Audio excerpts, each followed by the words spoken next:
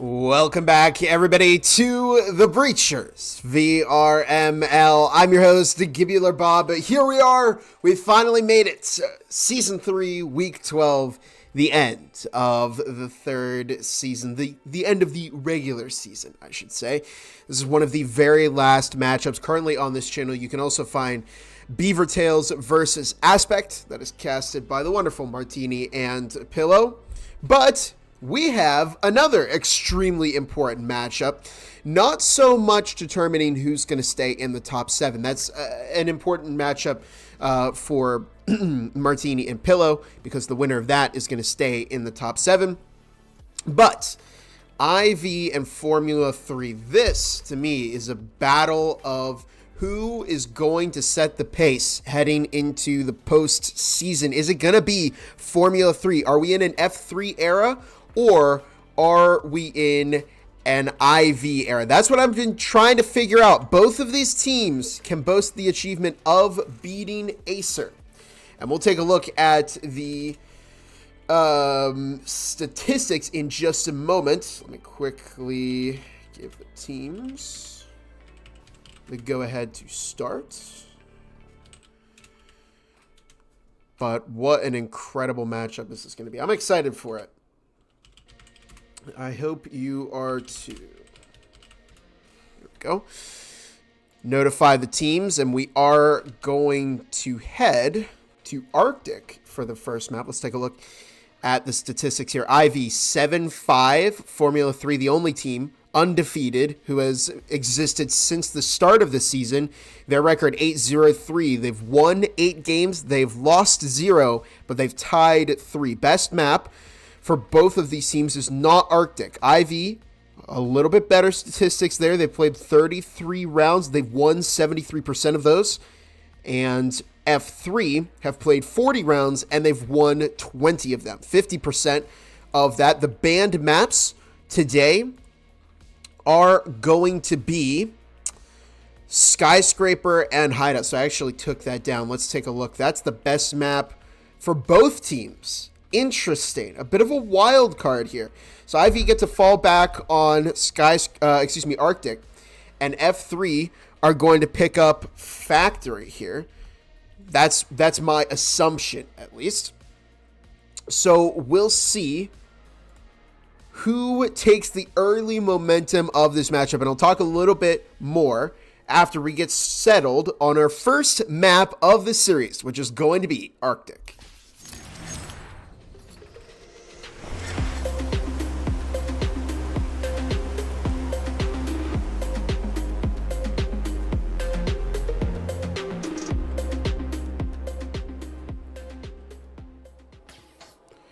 And here we are, first map of what is going to be 100% an extremely exciting series. Over on IV, you got Fork, Knife, Spoon, Plate, and Spork. So unfortunately, you're not going to know who anybody is over there. And we have I Shoot You Now, Bot, King Ron, Berserk, and MVP over on F3. So I don't know who I Shoot You Now and MVP are, but we do see the familiar faces of Bot, King Ron, and Berserk. As we get started right here, right now on round number 1, IV taking the offense, F3 on defense, drones moving in, as IV looking to get some early intel. MVP taking to red hallway, just watching the doors. That drone looking for any kind of Formula 3 roamer, but F3 not keen on sending anybody out too far, except for Berserk, who's over in red. But we do see Spork, Fork, and Knife all moving into red hallway. Spoon getting ready to push in as well, and Plate is already in red corner with 1:40 on the clock. MVP takes a bit of damage. Spork also hurt a little bit. No breaching foam down on red corner yet. And IV taking this slow. There goes one wall open. Here comes the second one right now. There it goes. As Berserk picks up some damage. Grenades tossed from both sides. The drone moving in, getting some intel. I Shoot You Now is live pinged. As Plate looks to progress into red corner, get that EMP planted. I Shoot You Now looking for the swing. Is anybody covering? No, I Shoot You Now walks through the fire and catches that first pick. Uncle Ron finds one. Fork taking out I Shoot You Now, as it is a 2 versus 1. Berserk looking for a kill, but instead gets picked off. We're down into a 3 versus 2. MVP looks to take the swing, and they find 2 kills of their own. And it is now just down to Spork. But the EMP has been planted. And if you're Ron and MVP here, I think maybe the goal is to plant that, or just defuse that EMP. Spork might get caught. No, what a flick from King Ron as F3 take the first round of this map. Tremendous flick there from King Ron. Perfect accuracy. And I want to take a little bit of time to talk about I think the weight of this matchup, because this has so much history. I think IVNA, they come back in season 3 and they did not have a good start at all. I think they took 5 or 6 straight losses before they found their first win. That's got to be tough. No matter what way you slice it, it is tough to have that kind of seasonal start. Their first game was against Acer, and they did play Formula 3 at one point, to which they got close. Yeah, 1, 2, 3, 4. Yeah, they took 4 losses before finding a win against Orion, and they have been on a difficult path this entire time. But they have finally made it to this point. They took out Acer in an even more dominant fashion than Formula 3. F3 beat Acer, but we had to go to all 3 maps in order for that to happen. IV were able to do it in 2. They set the new record there, and also set a record as the first team to give Acer their second loss in a season. Plate picks up a lot of damage from I Shoot as Berserk finds Spoon. Quick kill with the Omen there. Spork picks up a lot of damage from Berserk, making excellent use of that Omen. I Shoot You Now out here in tubes, looking to try the vent and maybe find a pick with that RO, but 4 IV players backing off a little bit. Spork is almost picked, and they're trying to find an angle here in Generator. I Shoot You Now is dangerously close to finding the kill on Spork here.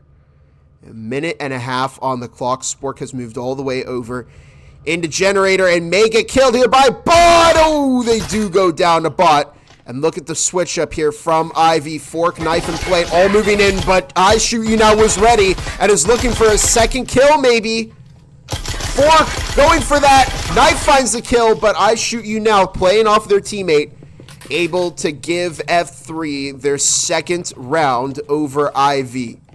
And a good start from this F3 roster. Now, let's talk a little bit about F3. What a season they've had as well. F3, I don't think anybody has struggled to find that top spot as much as Formula 3. They lose Season 1 to Acer. They went to Season 2 and made it all the way out to Denver, Colorado to play at the VRML Con 2024 North American Finals, where they lost again to Acer. And it has been an uphill battle. They've practiced so much. They've put in so much time, so much dedication to this game to try and beat Acer. And they finally managed to find that win, that official VRML game win after so long of not seeing their efforts come to fruition. But they pick up that first game against Acer, and now they find themselves in the top spot in North America for the first time in Breacher's VRML history. After MMR gets calculated, we see a team other than Acer sitting in the number 1 spot. Beautiful bait by Fork. So the point here is that F3 are not going to be keen to let IV, a team that has, again, historically had a rivalry, they're not going to want IV to come in here and take that top spot that they have fought so hard for. This is going to determine who is going to place in the better seeding for the postseason. Berserk finding Fork through the wall. The winning team here will have to play against the Challenger Cup team. Moving into the postseason. Plate almost caught by a fragmentation grenade. It doesn't happen though. Minute and a half on the clock. I Shoot You Now over in green hallway, but Ivy are playing this very, very slow.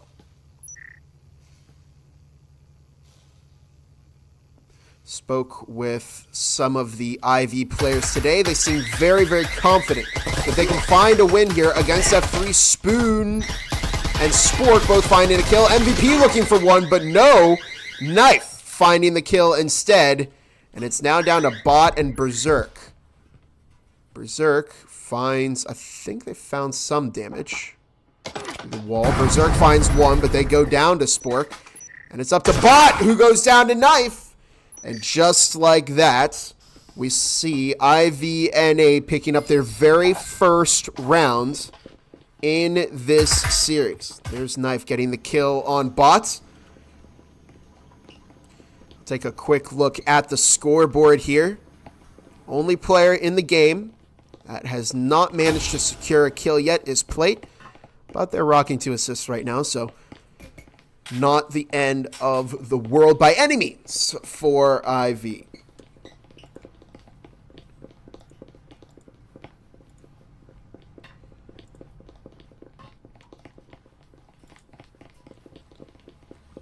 Just joined. This has got to be awesome. Absolutely it is.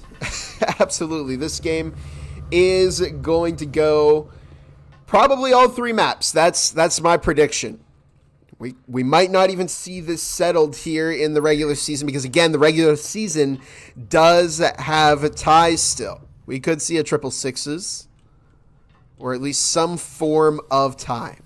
I'm not sure. It all depends on how F3 can respond to this IVNA offense. Here we go. Fresh 2.5 minutes on the clock. Heading into round number 4. Drone moving in from IV. And a frag is tossed And that drone immediately goes down. Look at the angle there from I Shoot You Now. King Ron picks up a ton of damage from the Rui of Fork. Spork also looking to potentially catch an F3 player through the wall. Here comes the second drone, looking to get some intel. It spots the static field emitter. You can already tell that's being communicated to the rest of the team. Bot, King Ron, MVP stacking up on the bomb. One frag grenade may ruin their day.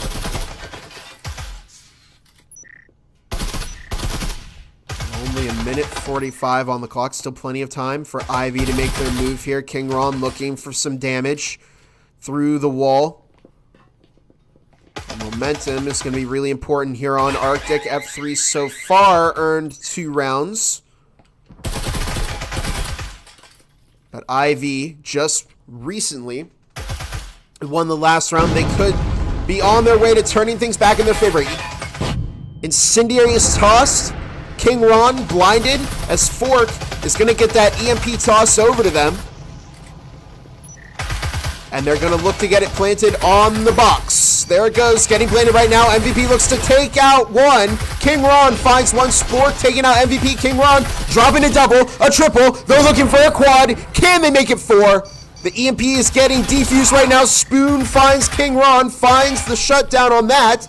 Berserk looking for Spoon. 2 versus 2 right now. Bot and Berserk have to play this well.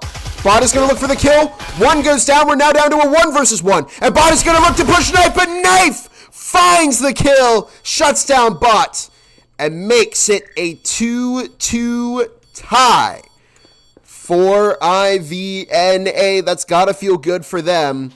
Heartbreak for Bots, as it looked like Berserk and Bot might have had that covered, but at the end of the day, just didn't quite work.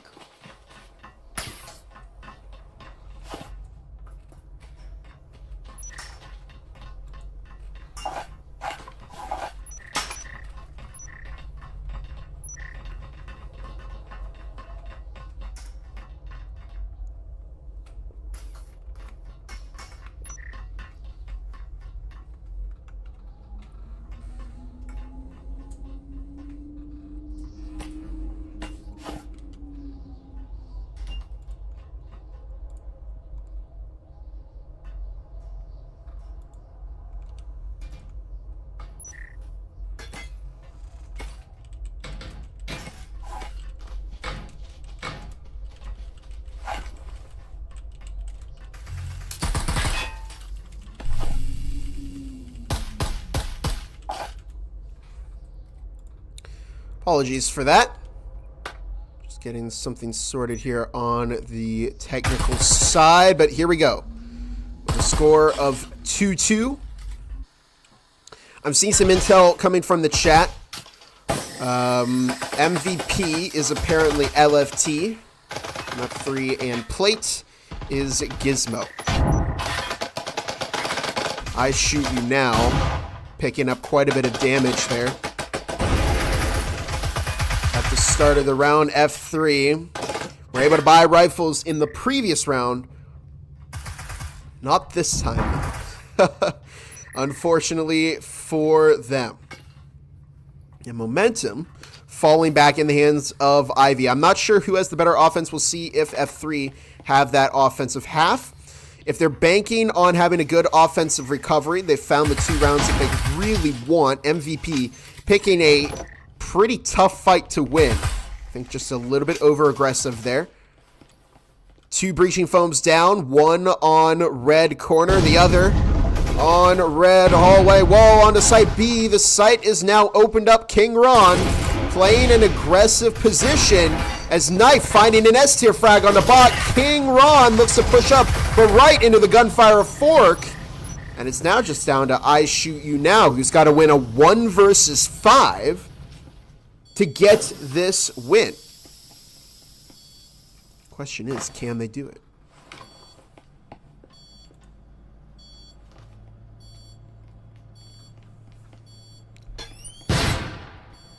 EMP down, slowly diffusing, flash tossed in. And, you know, if you're I Shoot You Now, not a whole lot you can do here in this scenario. They're going to look for 1. They do find 1. And they almost found Fork, too. They're able to get one pick, but at the end of the day, it's not looking ideal for F3. IVNA taking some early momentum here. Oops, gave him an extra point by accident. I promise I'm not leaking the script for how this game is supposed to go.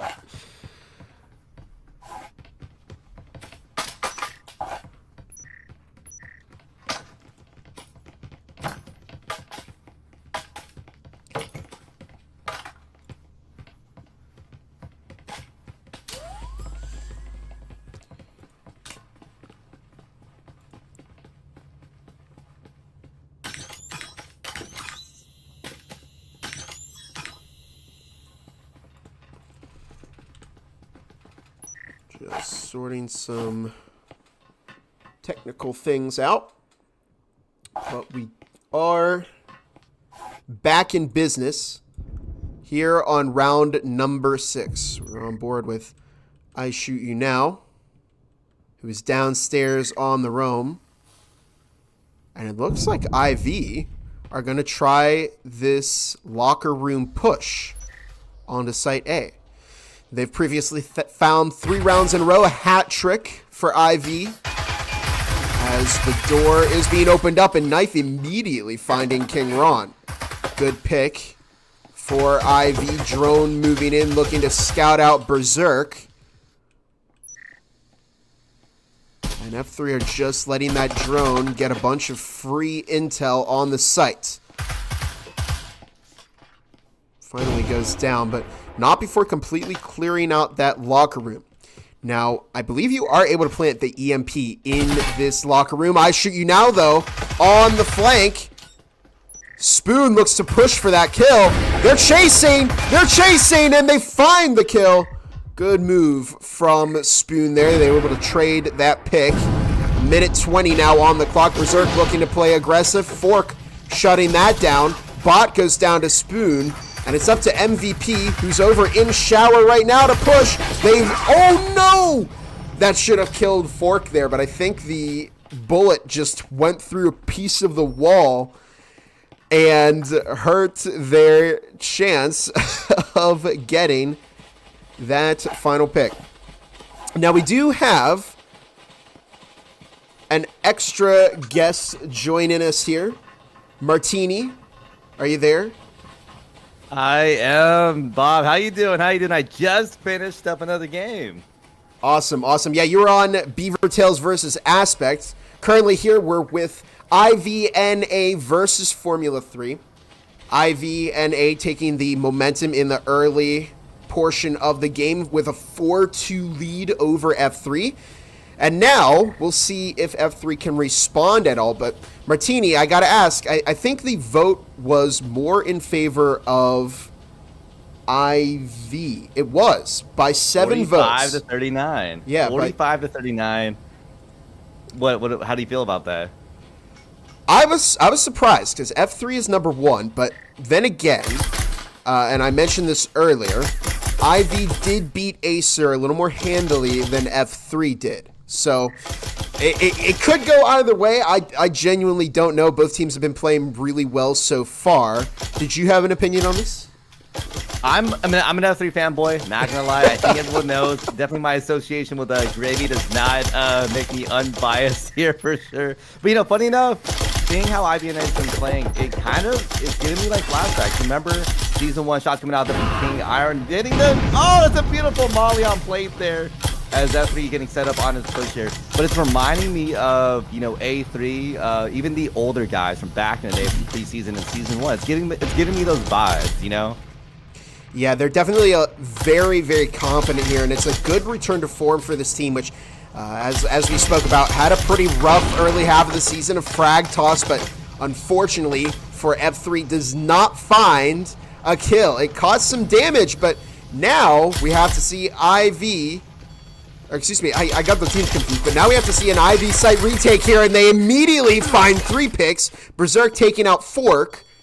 Numbers still fall in favor of IV, F3 not anymore. as Bot and Berserk kind of tag teaming this here, and they have to swing, and Knife goes down, and F3 are able to stay in this game with a win against IVNA. Whoops. Okay, no. Okay, I think. Yeah. No. Okay. No.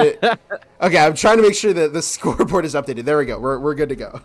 Yeah, I love when it sucks when the game comes out with updates and things just don't quite work, you know, Right. the way that we're used to, unfortunately. But I mean, that was beautiful gameplay coming out there from the F3 folks. I'm not gonna lie, I thought things were about to collapse as that EVNA push as they retook that area was insane. It was like what, 4 people playing in, Yeah. right?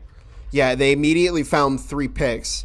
But fortunately for Berserk and Bot, they played that very, very well. They played back, didn't give free picks up to IV, and ultimately they were able to hold that angle very, very well and find the kills that they needed. So good all-around coordination from IV. From F3. I think they had some problems when they were on the defensive half of just pushing out into some random angles and giving a free 1 up to IV. So as long as they don't repeat that trend on their offensive half, they could be able to carry this themselves into a map win with this momentum they just have. I mean, they're already looking in pretty good form here as they've gotten a couple stronger rounds, I think, with this, 2 rounds, right? Coming into the second half here, already coming in 4 with good economy. Never mind, shots already coming out. I'm shooting now. As a lot of wall banks coming out from plate there as they're delivering some really good, accurate shots there. And if he going in for the swing, just misses Spork there in the end, and that is just unfortunate. But still, no deaths, but a lot of traded shots here. There's a lot of chip damage has come out from both sides. And if you're LFT here, I probably would not be swinging that angle over to Spork because you may go down Spoon, finding the kill on King Ron, giving first pick to IV. MVP checking the breach as Bot and I Shoot You Now heading over to the red corner. MVP has a tough job here. They've got to hold an entire portion of the map as Berserk goes down to Spoon. MVP finds one, looks for the second, but goes down to Knife. The EMP has still not been planted. I Shoot You Now looking to rotate back outside. They have that RL, and I don't think they want to give it up. Because again, we did have a recent meta change, and if you're confused as to why somebody would be using the RL of all things, it is quite a good gun right now. Spoon goes down to I Shoot You Now, who decided, no, I'm not going to save this RL. I'm going to look for those picks. They toss the rifle over to Bot and the EMP. Bot finding the kill onto Knife. The door's now open for Spork and Fork to go down to I Shoot You Now. And there's the frag tossed. Doesn't find anybody, and it's now just down to Spork in a 1 versus 2. They almost go down. Oh, no, I Shoot You Now taking out Spork. And F3 tying up the game once again. Man, I'm just, I love the back and forth. I was thinking about this earlier, when I was talking about that A3 kind of comment from season 1 and season 2. It reminds me of almost like the team that would compete against Acer of the old days and the current competitor to Acer now, which is F3, right? Right. And it's funny. It's seeing like the old two teams really come back and fight against each other. I am curious how that Acer versus Valor game is going on right now.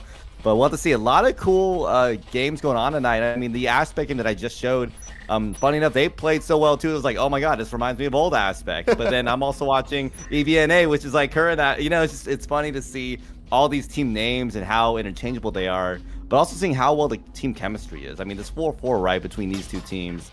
I think for me, this is one of the hottest games coming out this week because of EVNA's recent win against Acer. Now, I know we had a big piece of news that people were talking about when IV played against Acer, and that was the player Swift, who used to be on Acer, was traded to IV for Kodiak to join Acer instead.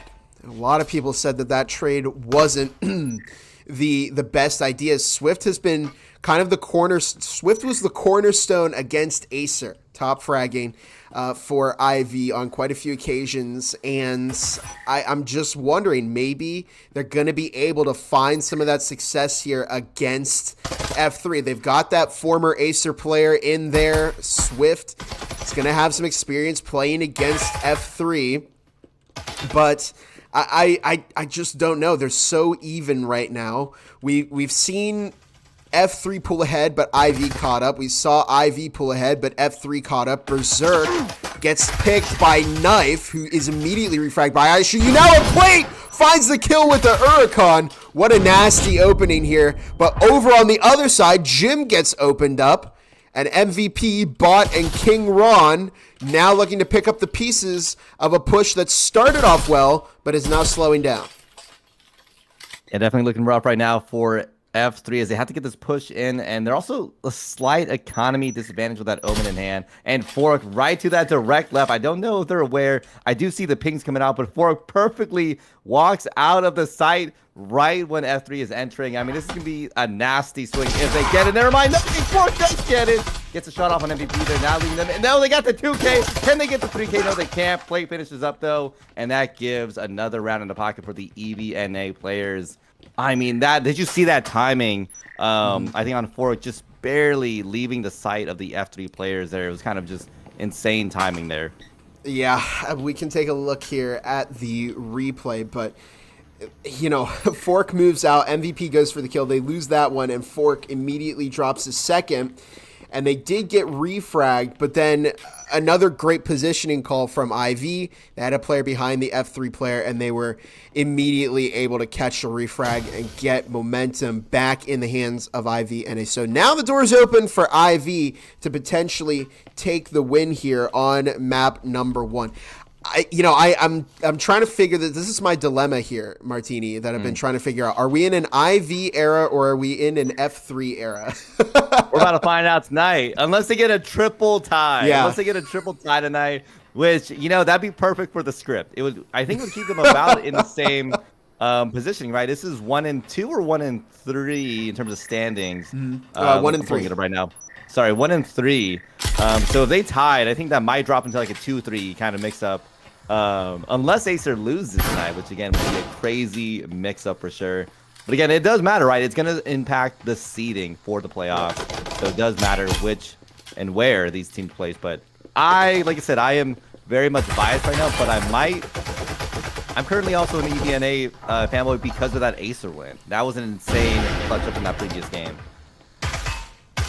Knife picked up a little bit of damage from that frag and did give up a bit of intel to F3, but ultimately wasn't too bad of a hit for IV to take here. And yeah, again, seeding is going to be very, very important. If you're the number 1 team, you get to face the Challenger Cup winner, and that is one of the easier ones to get because again it's almost a buy. It's almost a buy. No disrespect to the 8th spot, the wild card spot, but it's almost a buy for the remember first seeding. Right. First seeding, right? Yeah, it's always tough for the Challenger Cup winner.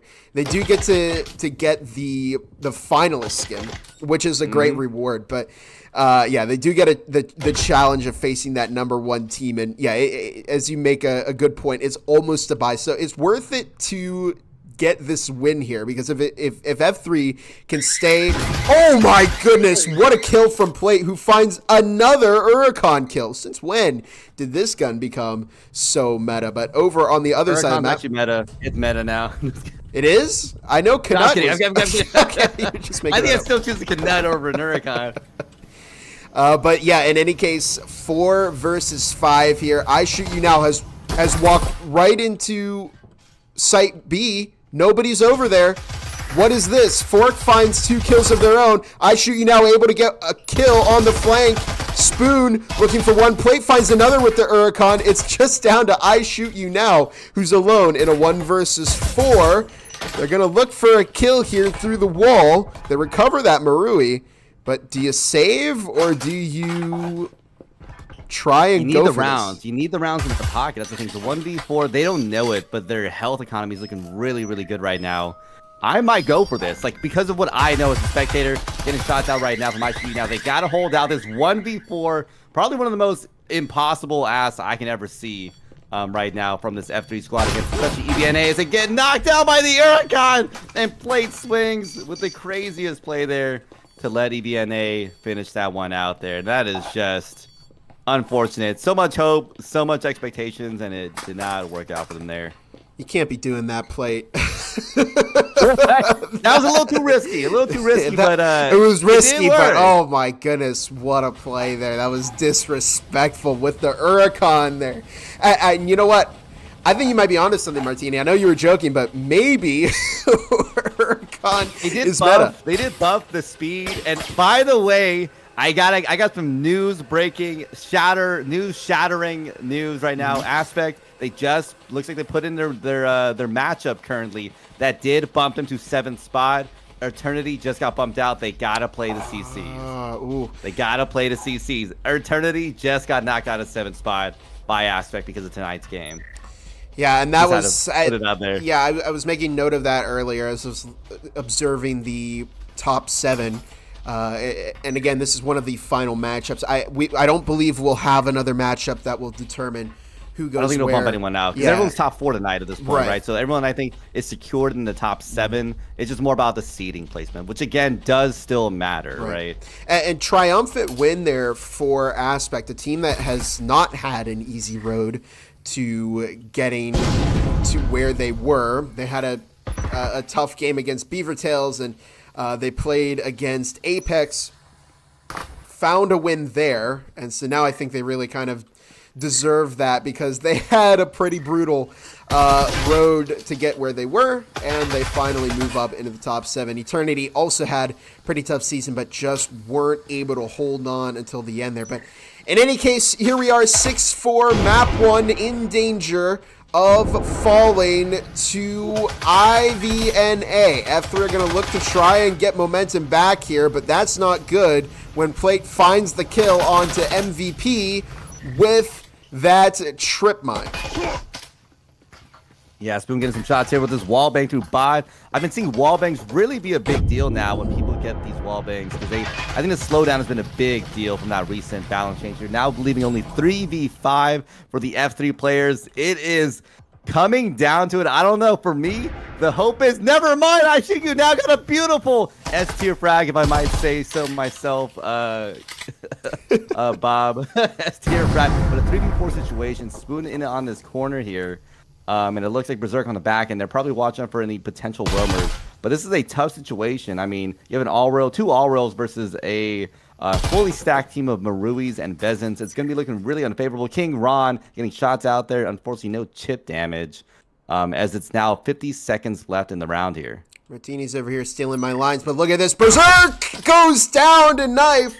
Good kill there on the flank as Spork finds I Shoot You Now, and we're left to Uncle Ron, who finds Plate and almost gets caught as they're leaving the room. They do manage to escape. They have that clicking device, but in order for F3 to stay here in map 1, it has to be a 1v3 clutch by King Ron. They're giving up a lot of audio here. Take out the static field emitter, and I'm just waiting for Spoon to get aggressive here and push, and Spoon finds the kill, takes out King Ron. Map 1 is going to be going to IVNA. Man.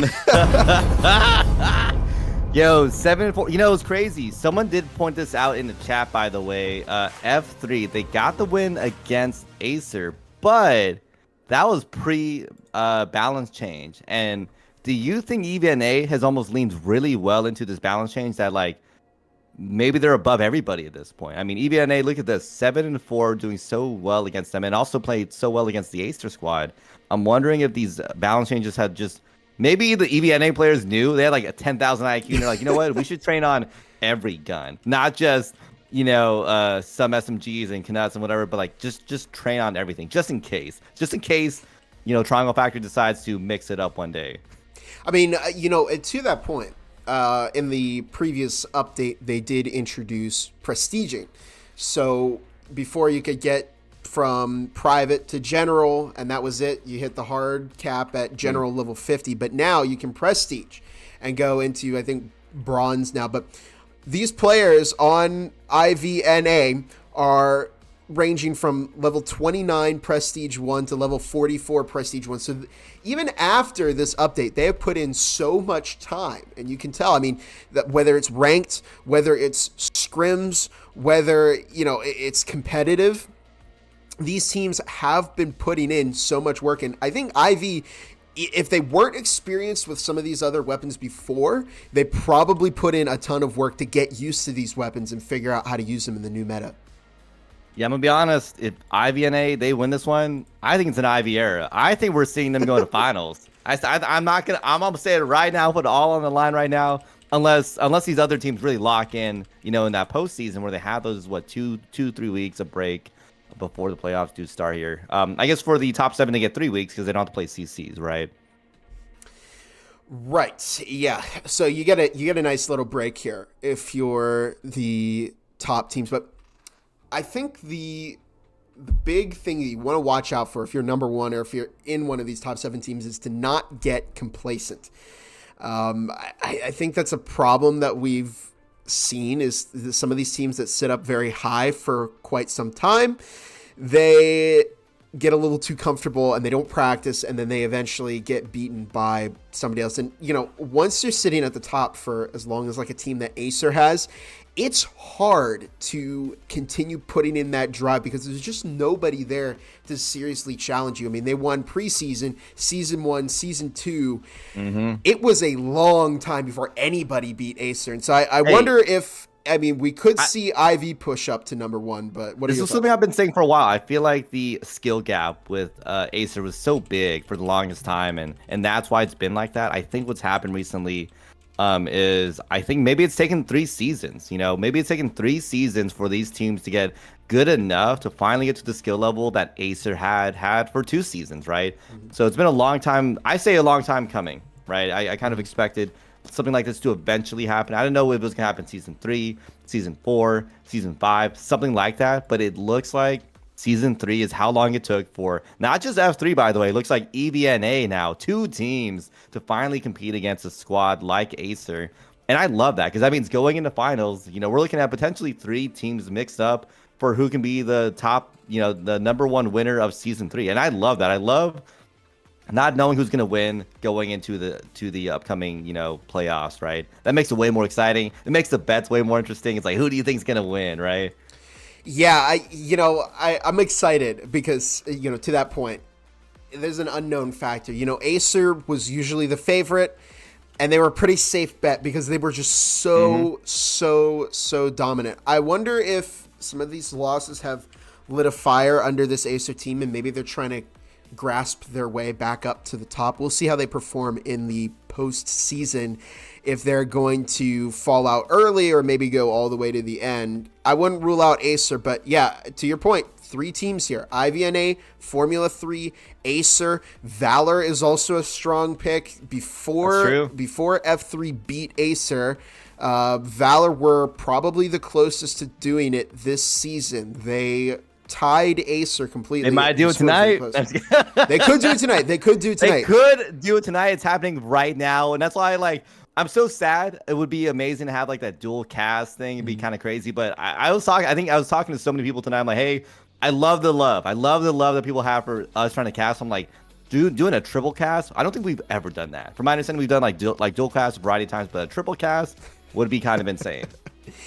Yeah, it's unfortunate because everybody here in the casting department is volunteer, and we can't duplicate ourselves. Yeah, so we both this game and the Acer versus Valor game were scheduled at the same time, and Martini wanted to get the Beaver Tails versus Aspect game because that would determine where Aspect or Beaver Tails would go in the top 7, and it did. So it was worth it. And as fun as it would be to see Valor versus Acer, it wouldn't have as much of an impact as the other 2 games. I'm not saying it wouldn't have an impact at all, but it wouldn't have as much of an impact. But it'd be insane. Yeah. It would be insane if if Acer does lose that one, because then it's like, this is the first time we would ever seen Acer lose 2 games in a row. That would be even more insane. No, we've seen them lose 2 games in a row. It's 3. It would be 3 because they lost to Formula 3. Then they lost in a row. No, in a row though, like 2 weeks in a row. Yeah. What? yeah. Because Three game that soon? I thought it was like way further Formula back. 3 beat Acer in week 10 before the break, the Thanksgiving break. Oh no! And two then- back-to-back losses. Yeah, and then IV beat them in week 11, and now here we are in week 12. So they a triple loss streak, that would be insane. that would be rough. I don't know. I don't think Acer is gonna. I don't think they're just gonna give up and let it happen. I mean, Oh no!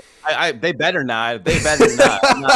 I'd be mad at them. They've been like a team that's been doing so good for like 2 seasons. Like you get 2 losses and you give up. Like what happened to the last 2 other seasons, right? Right.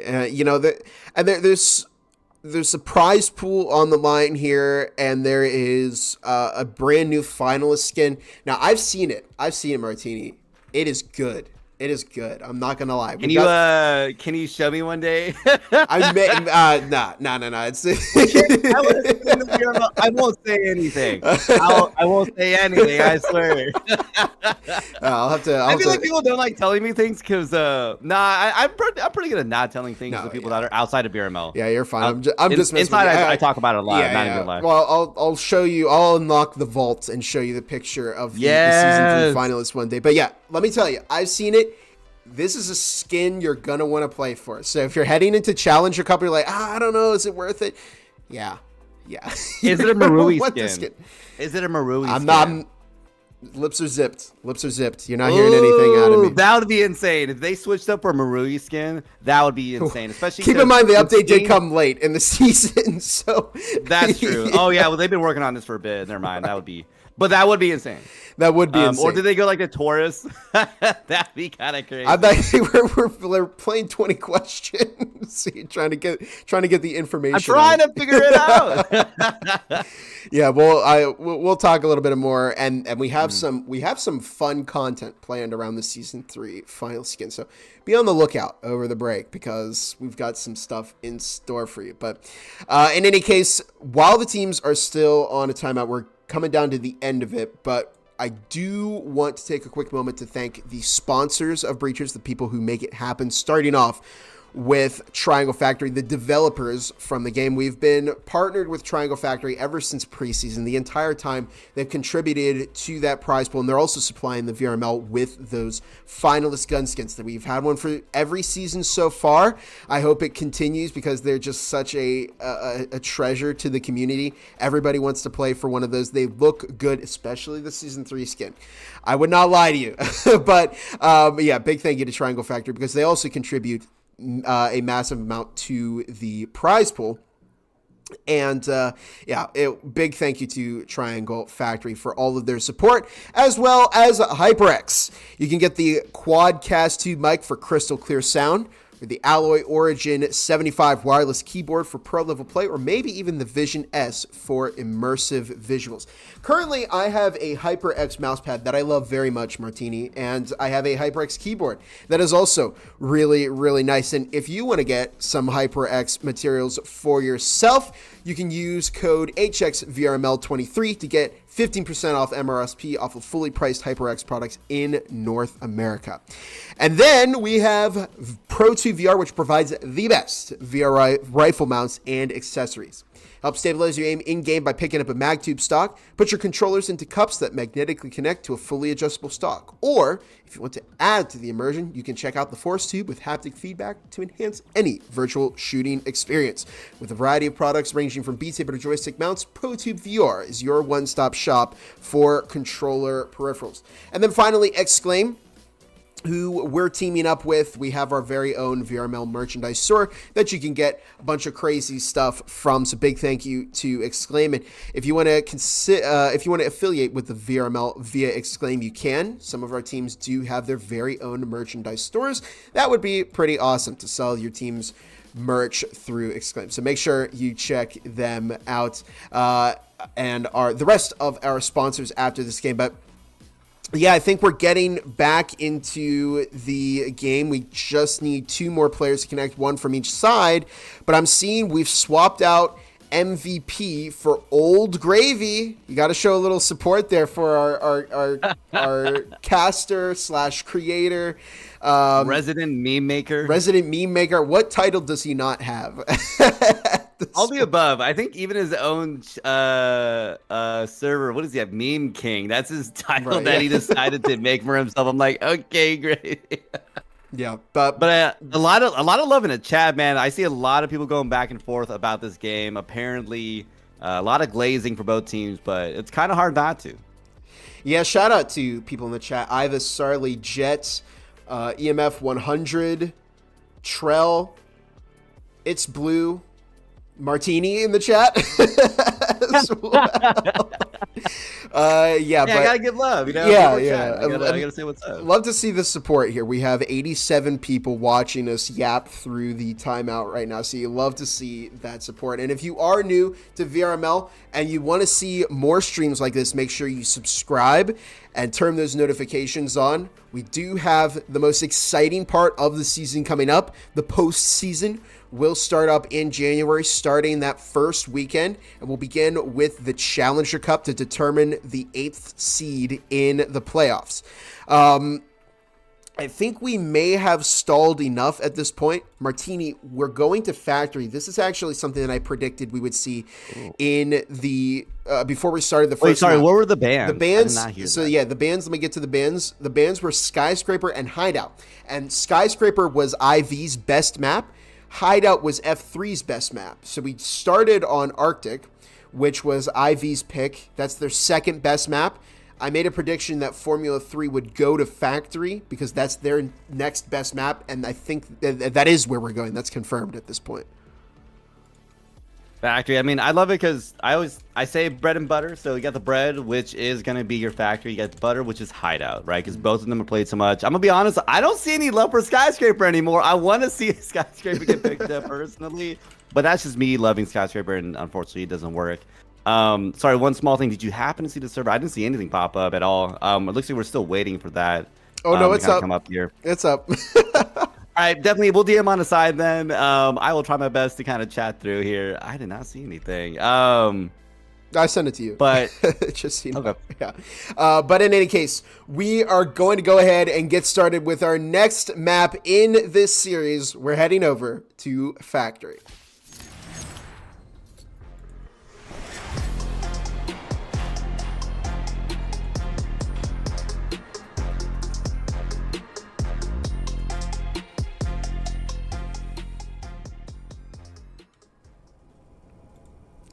Okay, Martini, I see the gears turning. I like read that. I don't know why I registered that as you talking to me. I was like, why would you say that? Okay, what's the guy's name? Yeah. In any case, yeah, I'm blank.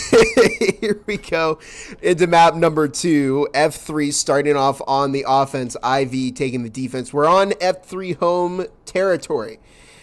On Factory here, they're very comfortable on this map. They've had a lot of success here in postseason, in regular season. It's a pick that F3 is very confident in. We see I Shoot You Now entering into Bathroom, and they may try and pinch from Assembly, but Spoon is in there.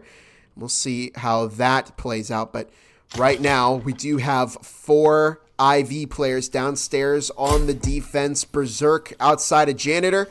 Uncle Ron watching from the distance along with Old Gravy. And looks like F3's just in the intel phase of their push right now. Yeah, they're definitely getting set up here. I'm kind of curious to see how that roamer comes out. You see Spoon on the very back in there. Might collapse eventually on I Shoot You Now. This is going to be very, I think, important for F3 as it's going to be an early round pick against them if they cannot catch out Spoon. But if they can get Spoon, that's going to allow this 4v5 to start developing here. But anyways, let's see F3 taking over. I just talked about Spoon taking them out, and that did not work out. Forcing this 4v5 now for the F3 squad against IVNA. Is that how you say it? I keep saying it wrong. As they collapse slowly in on his warehouse right now, and Spoon able to regroup with the team back in the back. Don't worry about pronunciation. I don't think any of the casters are getting it right.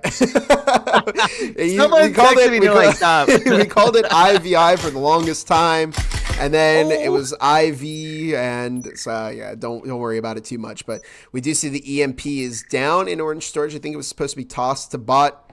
and bot now has it. But yeah, early pick went up to IV in the form of I shoot you now, and that's got to be frustrating because they spent so long clearing the upstairs just to have Plate up there finding that pick. Plate has been really a thorn in the side for F3. Berserk and Old Gravy finding 2 kills as Spoon quickly bringing it back with a kill onto Uncle Ron. Plate finds 1, Spoon drops 2, and it's now a 1 versus 1 between Plate and Bot. Bot kind of the clutch master here for F3. Famously got them the clutch that won them the tickets to Denver VRML Con 2024, and they don't disappoint with a beautiful headshot onto Plate. I love the collapse from F3. They had, I think, Gravy. They had Berserk coming in with the picks not early on, but during that push into sight, and it worked out perfectly. I think Spoon or Spork on the back in there, they were really trying their best to hold it down. Got a pick or two, but they got picked up themselves. And I love a 1v1 situation in the end there, man. That was beautiful. Bot able to come out and hold it down. I mean, this is good gameplay again from F3. Try my best not to glaze them too much, but IBNA also had a great defense. I mean, early round picks coming out already from them. I don't know. I love that it comes down to a 1v1 for me, because that showcases how close that round is, right? Yeah, neither team has pulled ahead of the other one here. They're both very, very tough. We did see IV take map 174, but F3, I think now that they're on a map that they're very comfortable with, we may see an F3 win here. This is them on attack, remember? Right. Let me quickly take a look at the stats here. Factory is where Arctic was for F3. So IVF played 59 rounds here. They've won 49%. For reference, Formula 3 played 40 rounds on Arctic. They had 50% rounds won there. And Factory, they've played 98 rounds, Formula 3, and they've won 64%. And Ivy have played 59 rounds, and they've won 49% there on Factory. So we're looking at a terrain where F3 are very, very comfortable with these pushes. They know the map. Arctic was recently reworked in this season, so they might not be as confident with their gameplay there. But I think we could see F3 start to pick up the lead here a little bit. But with 1:45 on the clock, it's really anybody's game.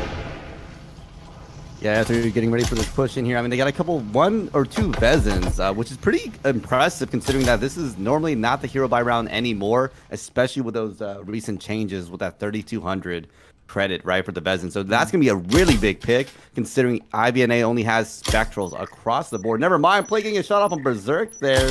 And that is not going to be a fortunate push for them there.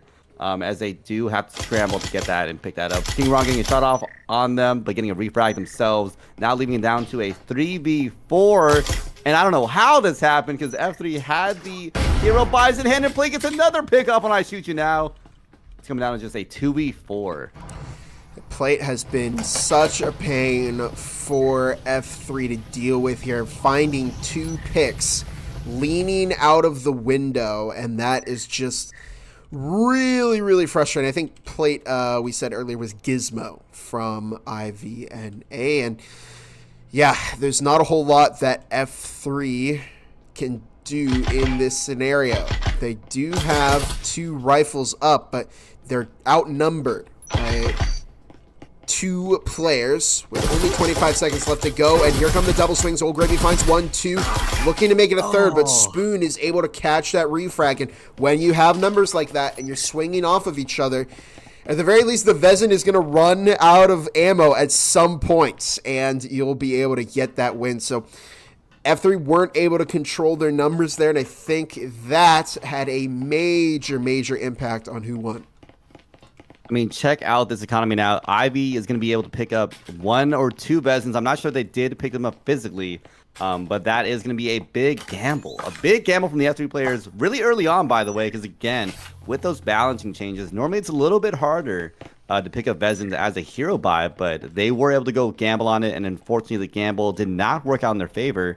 I'm not sure what happened. I'm not sure if the F3 players were just looking at the wrong spots, getting picked out from unexpected angles there. As you had mentioned, I believe you said, was it Plate or Fork? They peeked out from the window And I think they just gotta watch out for those common angles, right? I mean, not common, but those unexpected spots that get used every once in a while, because it's just every single pick's gonna really matter, especially when it's picks against people that have pheasants in hand, right?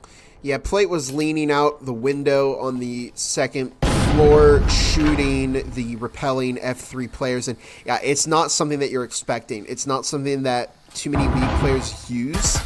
But when it is used, it can be very, very lethal. For number one, for the peeker, because of the if your opponent anticipates that, you're getting your head ripped off immediately. But if it isn't anticipated, like F3 did there, well, then you'll see Plate gets 2 picks with just a Spectral, and it absolutely destroyed F3's chances of winning that round. And now they have to face 4 rifles. Now, if they manage to get a kill here onto a IV player, they're going to be able to get some kind of weapon. King Ron drops, but Spoon catches their leg, and it's now a 4 versus 5. Plate, 1 pumping, I shoot you now.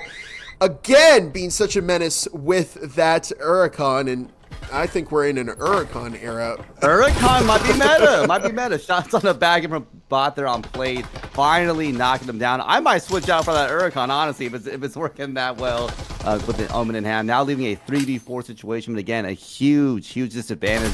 They're working against, and Gravy getting picked up themselves, leaving it now just down to Berserk and Bot. But again, that health economy is going to keep them in a very unfavorable position here. Bot might get picked here by Spoon, but Berserk catches a little bit of that damage. They go for the swing, and there's an immediate double kill from Spoon and Fork on a Bot and Berserk. And great positioning all around from IV there, Martini. I mean, they did such a great job setting up, covering each other, and not letting F3 get any kind of momentum here. And now it's really paid off because they're in the lead once again on their defensive half. F3 are able to buy some rifles, but they're not quite able to get the money that they wanted. Yeah, they're going to have a lot of extra cash in hand, too, later on for if they happen to lose. I mean, look at Spoon. You got players like Spoon with 5K in hand. And even though they did increase the cost of the Svezin and Marui, I think even if they lost this one, they'd still be fine for at least the upcoming round because of, you know, the 2 rounds in a row that they had secured in their pocket at this point. I think F3 is really going to be fighting for this one. And I think, I'm wondering if it's an aggression thing, right? The round that they had, the Vezins, I feel like they might have had too much setup time. They're kind of taking way too much time that they had players like Plate finally able to, you know, shoot them from unexpected angles here. And we're seeing them on the second floor again, so hopefully they can do something different because it just didn't quite work out for them in the previous time they attacked this. It's a good observation because, to your point, IV have been sending out a lot of flankers here, a lot of roamers, a lot of people looking for cheap picks from surprise angles. So if F3 just stops and hits the gas and just full sends it, like they did on the first round, they may be able to find a win here against IV. And any round counts. You will be able to get some momentum immediately off of a round. Now, I Shoot You Now is waiting on that window. They're waiting for Plate, and Plate looked like they might try the window, but I think they've anticipated at this point that somebody is going to expect that this time around. Foam on the upper orange wall, and F3 getting ready to push in once again. Yeah, they are getting ready for this push in here. Gravy watching this angle down the floor. I mean, the grenade comes in, almost knocks them out, but they do have the syringe in hand. And the smoke coming in to really zone these players out here.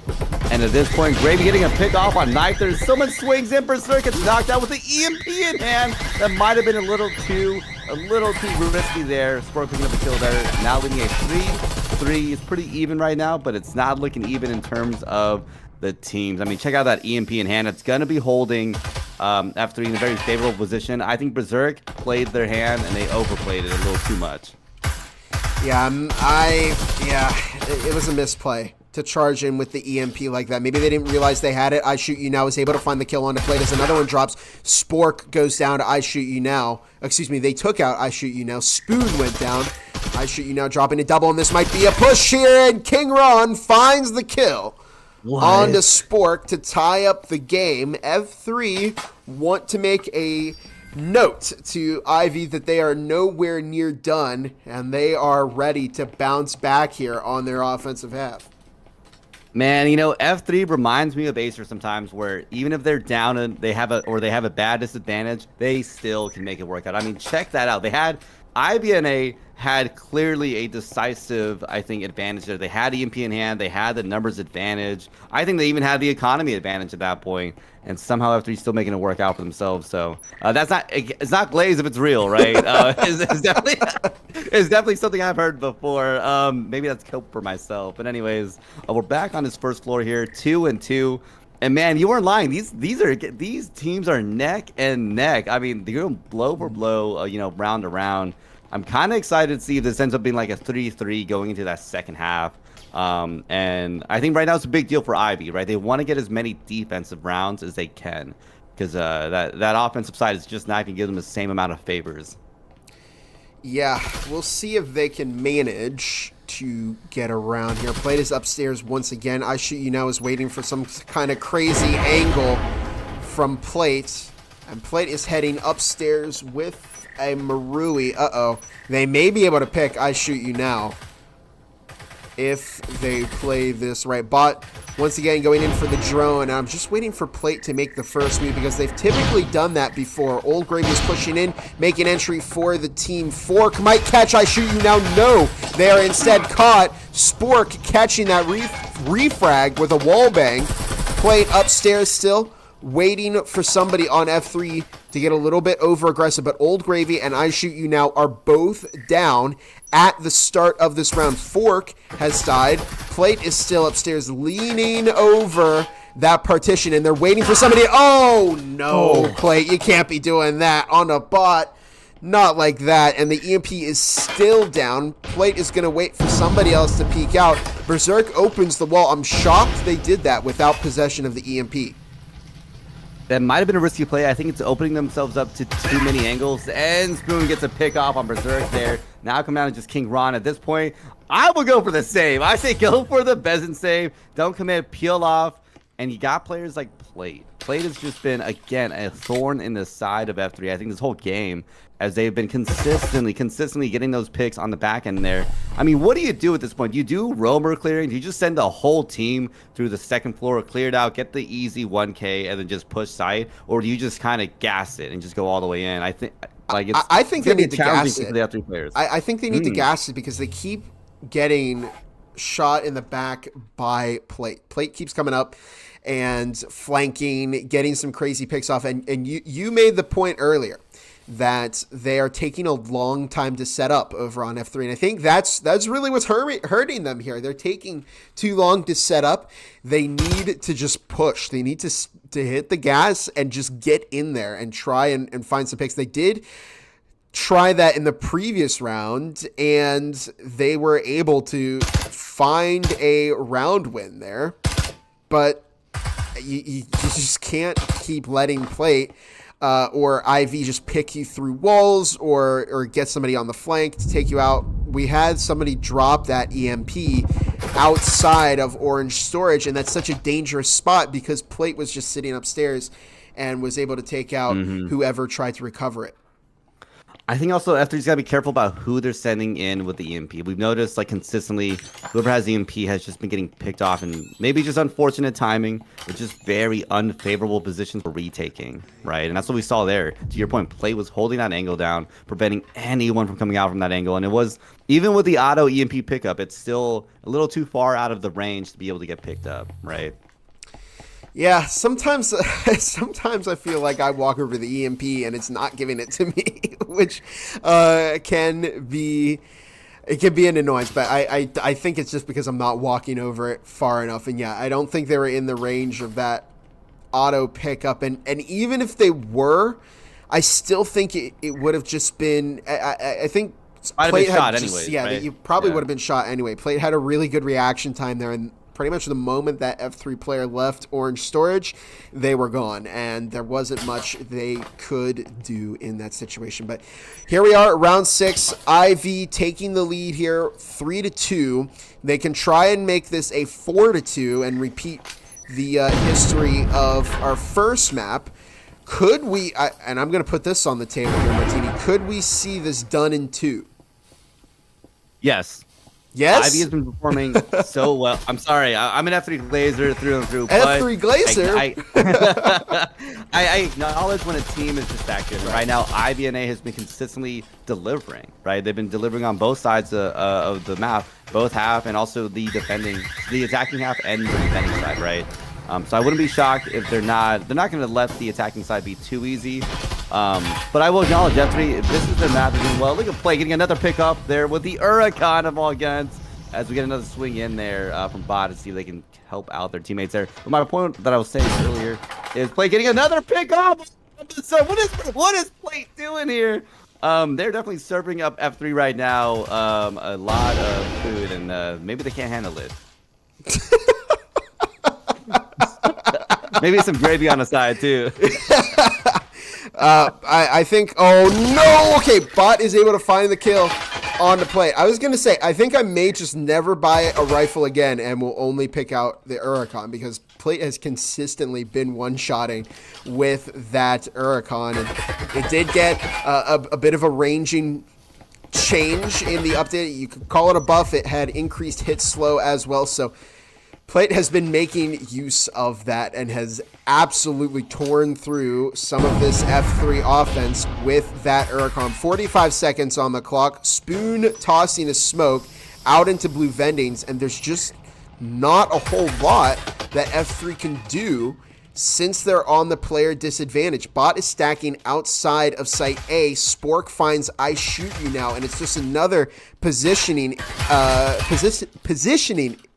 issue. There we go. As Bot goes down to Fork, and it's up to Old Gravy to find a kill here. They're looking for Spork, but they're just shot by knife. And it's 4-2 as we head to the second half. And yeah, to your point, Martini, we're just not seeing the response here from F3. I said this before, like, Ivy is just performing so well, and I'm not sure if it's just those balance changes worked perfectly for them, or they just locked in. Because to your point, you know, checking out a lot of their player like levels, they've been playing a lot. They've been playing a lot. It looks like in the last couple, like, what, 2 weeks since balance change? I forgot when, or 1 or 2 weeks. But they've been performing so well, and I think that's kind of part of it, right? I'm not sure what they did this season. They really locked in. They got the chemistry there. It's, you know, they performed this well against F3. I'm not lying. I expect them to potentially play in the finals, right? And this is gonna be a big deal. I think if they get this win, this might force them into either the second, maybe first spot, which would be kind of insane, but it's second spot, right? For sure. So I'm kind of curious to see how Ivy does this. But if they do it in 2, I don't know, man. I don't know. I might need. I said this before. I might be an IBNA fanboy. we might be entering that IV era before we know it. But I shoot you now, picking off Fork, and I was gonna say this is a clean slate for F3. We're now on their pistol half. We do see first pick given up by IV.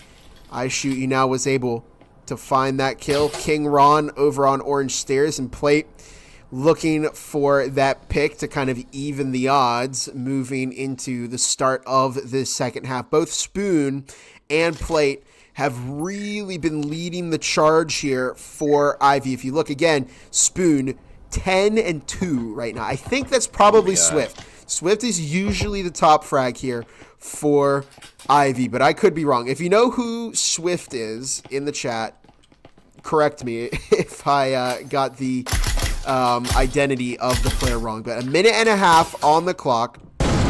There goes the hatch open into kitchen. Old Gravy and King Ron over in upper orange, but I wonder if Ivy are just going to try and collapse quickly on to F3 here. King Ron is looking for Plate on window. They don't manage to find it. Yeah, this is definitely an aggressive defense coming out from the F3 players. They have 2 players extended out, Gravy and King Ron. Knife able to get picked up there from Old Gravy there, now leaving just Plate to watch out for someone else. And I shoot you now getting another pickup themselves. And this is now down to Plate and Spork.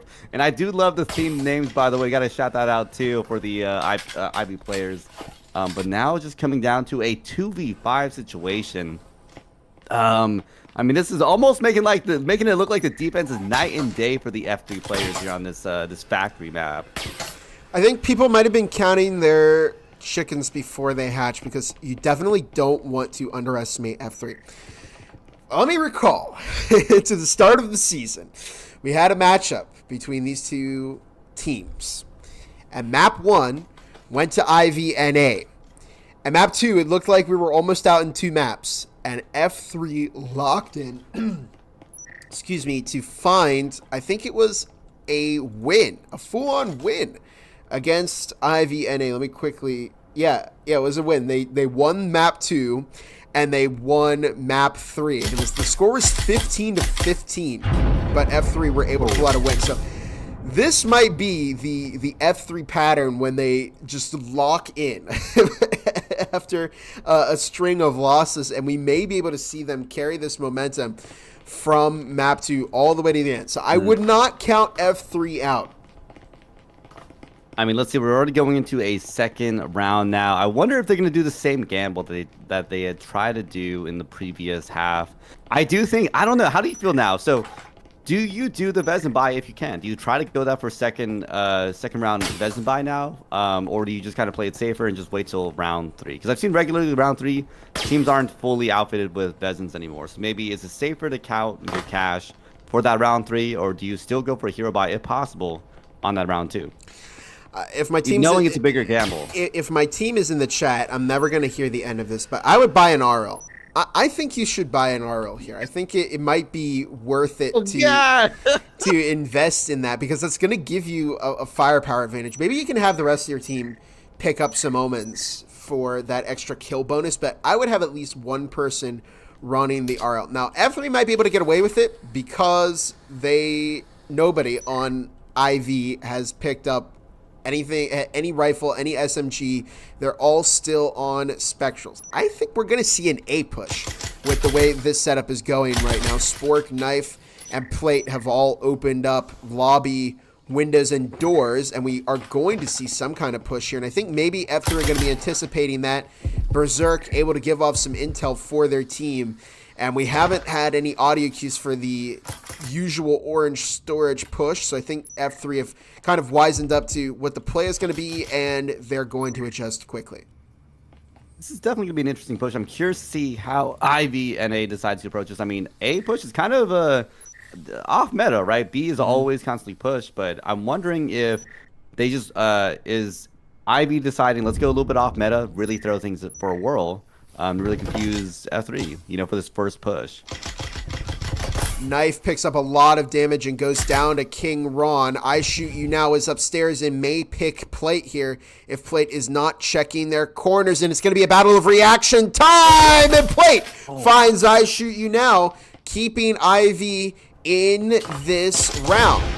King Ron finds a bit of damage onto Spork, and Spoon picks up a little damage on their own teammate there, but only a minute on the clock. Ivy are going to have to push, and they're going to have to push soon. Yeah, looks like the breach is coming out here. I wonder if Ivy's going to go for a quick push here, but there's a lot of health economy that they did suffer. Brad coming out there, coming around the corner on King Ron, gets swung by Fork, and they do get shot down there. Now leading to that 3v4 situation. It's looking a lot tougher for F3 to go for this retake. Pocket and the pick off on Plate there. As now looks like Gravy gets a swing, gets swung to himself. Berserk almost finishing it up now in a 1v1 situation. It is anyone's game with the Omen in hand versus that Spectral. Oh, and they finish it out in the end with Berserk.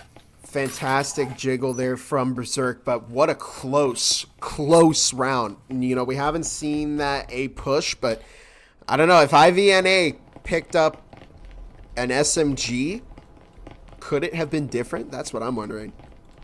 I think so. Both teams, I would argue, went conservative. You saw F3, they went for only a couple SMGs in hand. Everyone else was Spectrals, and then we saw full Spectrals coming out from the Ivy side. I'm kind of shocked, with the balance changes. I think it incentivizes to kind of experiment more, especially with the eco changes for SMGs, to try to get more picks, try to get more things like that. I'm shocked that nobody on Ivy picked up anything else, but maybe they decided, hey, let's go really conservative and then go all in on all rails. I mean, check that out on the right side. Ivy and A going all in on all rails. And then obviously F3 really benefiting from their wins. They're going more in on. We see the Huracan coming out again and a lot of Maruis and Vezins coming out. This is, if my memory serves me correctly, something that Ivy did against Acer. They pulled out Spectrals for the first 2 rounds, and then they played a full stack of Aurils.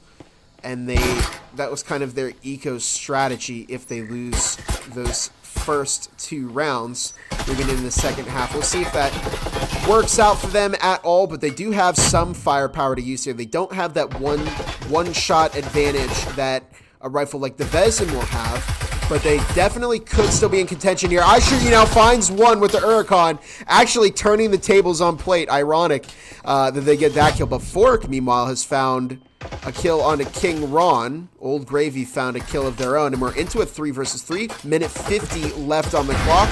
Bot hanging in the back of Site A, but with Spoon, Knife, and Fork still up against Berserk, Bot, and Old Gravy. I'm not sure how the rest of this round is going to play out. Looks like we are going to see that typical A push. Wall has been opened up. Fork and Bot are going to look for the pick on each other. Flash gets not only F3, but also Spoon themselves. Fork taking out Old Gravy. Bot looking for the kill, and they managed to find it. There's Berserk on the flank, finds one, and we're down into a 1v1 between Bot and Knife. Bot only on 7 health. That stim does recharge, and they're able to get their health back up. Only a minute left on the clock, and Bot, I would argue, has the advantage here because that EMP has not been planted yet. They are not under a time crunch, and as long as they can keep a little bit of distance here from Knife, they may be able to find this round win. Yeah, I think the Berserk push from earlier only got a 1K, but it would be vital because it did shut it down. But now coming down to Knife, and it comes down to the 1-shot headshot potential. There's Bot barely surviving, 7 health in hand. But that Marui bet worked out pretty well. I mean, look at the F3 side. A lot of Vezins and Maruis kind of went down the drain.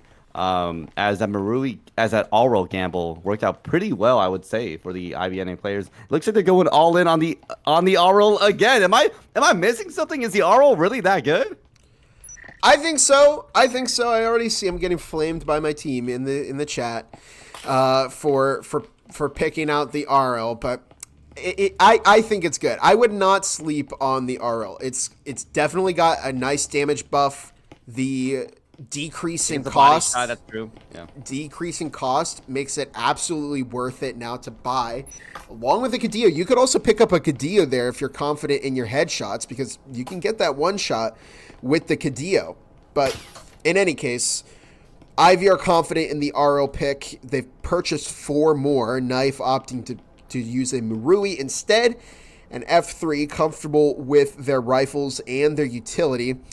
And with only 1 heal on their team, we may see Ivy down a little bit here in terms of utility against F3.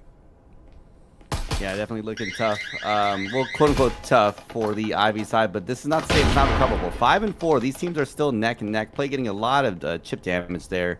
It looks like iShootYou now trying to play a little bit aggressive on that roaming side, maybe trying to get some value from it later on. But we'll have to see if that does get to develop something else later. Now, 30 seconds already down, and IVNA still trying to figure out how they pinch and attack in on this warehouse area, as they have not really entered the building yet. Borg finally coming in with Spoon here on the back end. But I'm curious to see what iShootYou now is going to do. I mean, they're running everywhere, and never mind, they're going back to site. Never mind. What a beautiful double kill. Oh my goodness, I cannot contain my excitement at that. Absolute brutality from King Ron, and they're going to head right back into Site B with the comfort of the rest of their team, and it's a 5 versus 3 already in the start of the round. F3 are playing very, very close to the site, not sending anybody out to roam, and Plate is upstairs just kind of wasting their effort watching for a roamer. They're 2 players down. This is going to be rough because they're going to have to meet the full force of the F3 defense here. All with Vezins and Marui's in hand, by the way. As King Ron gets another pick off on Knife there, leaving just Spork and Plate. And this is looking tough for the dinner, I guess, utensils team here as they keep getting shot down. Now 5 and 4. I mean, you go for the save. I mean, 2 versus 5. You know you got a bad economy disadvantage. You have Aurals in hand, so that's not bad to save, but it's not amazing either. It's going to be a save here. They're going to wait for and play for picks, see if F3 will be aggressive enough to give them a free pick, but it's not going to happen. F3 at this point know that they cannot be giving up any kind of free pick at all to IVNA, and I got to see this right here. We're replaying this right now. Look at this play from Uncle Ron. Swerves to the right, catches one, swerves back to the left, and catches the other. Unbelievable double kill there from Uncle Ron, and just completely shutting down IV before they could find any positioning at all. They couldn't even take space in orange storage before they lost 2 of their players.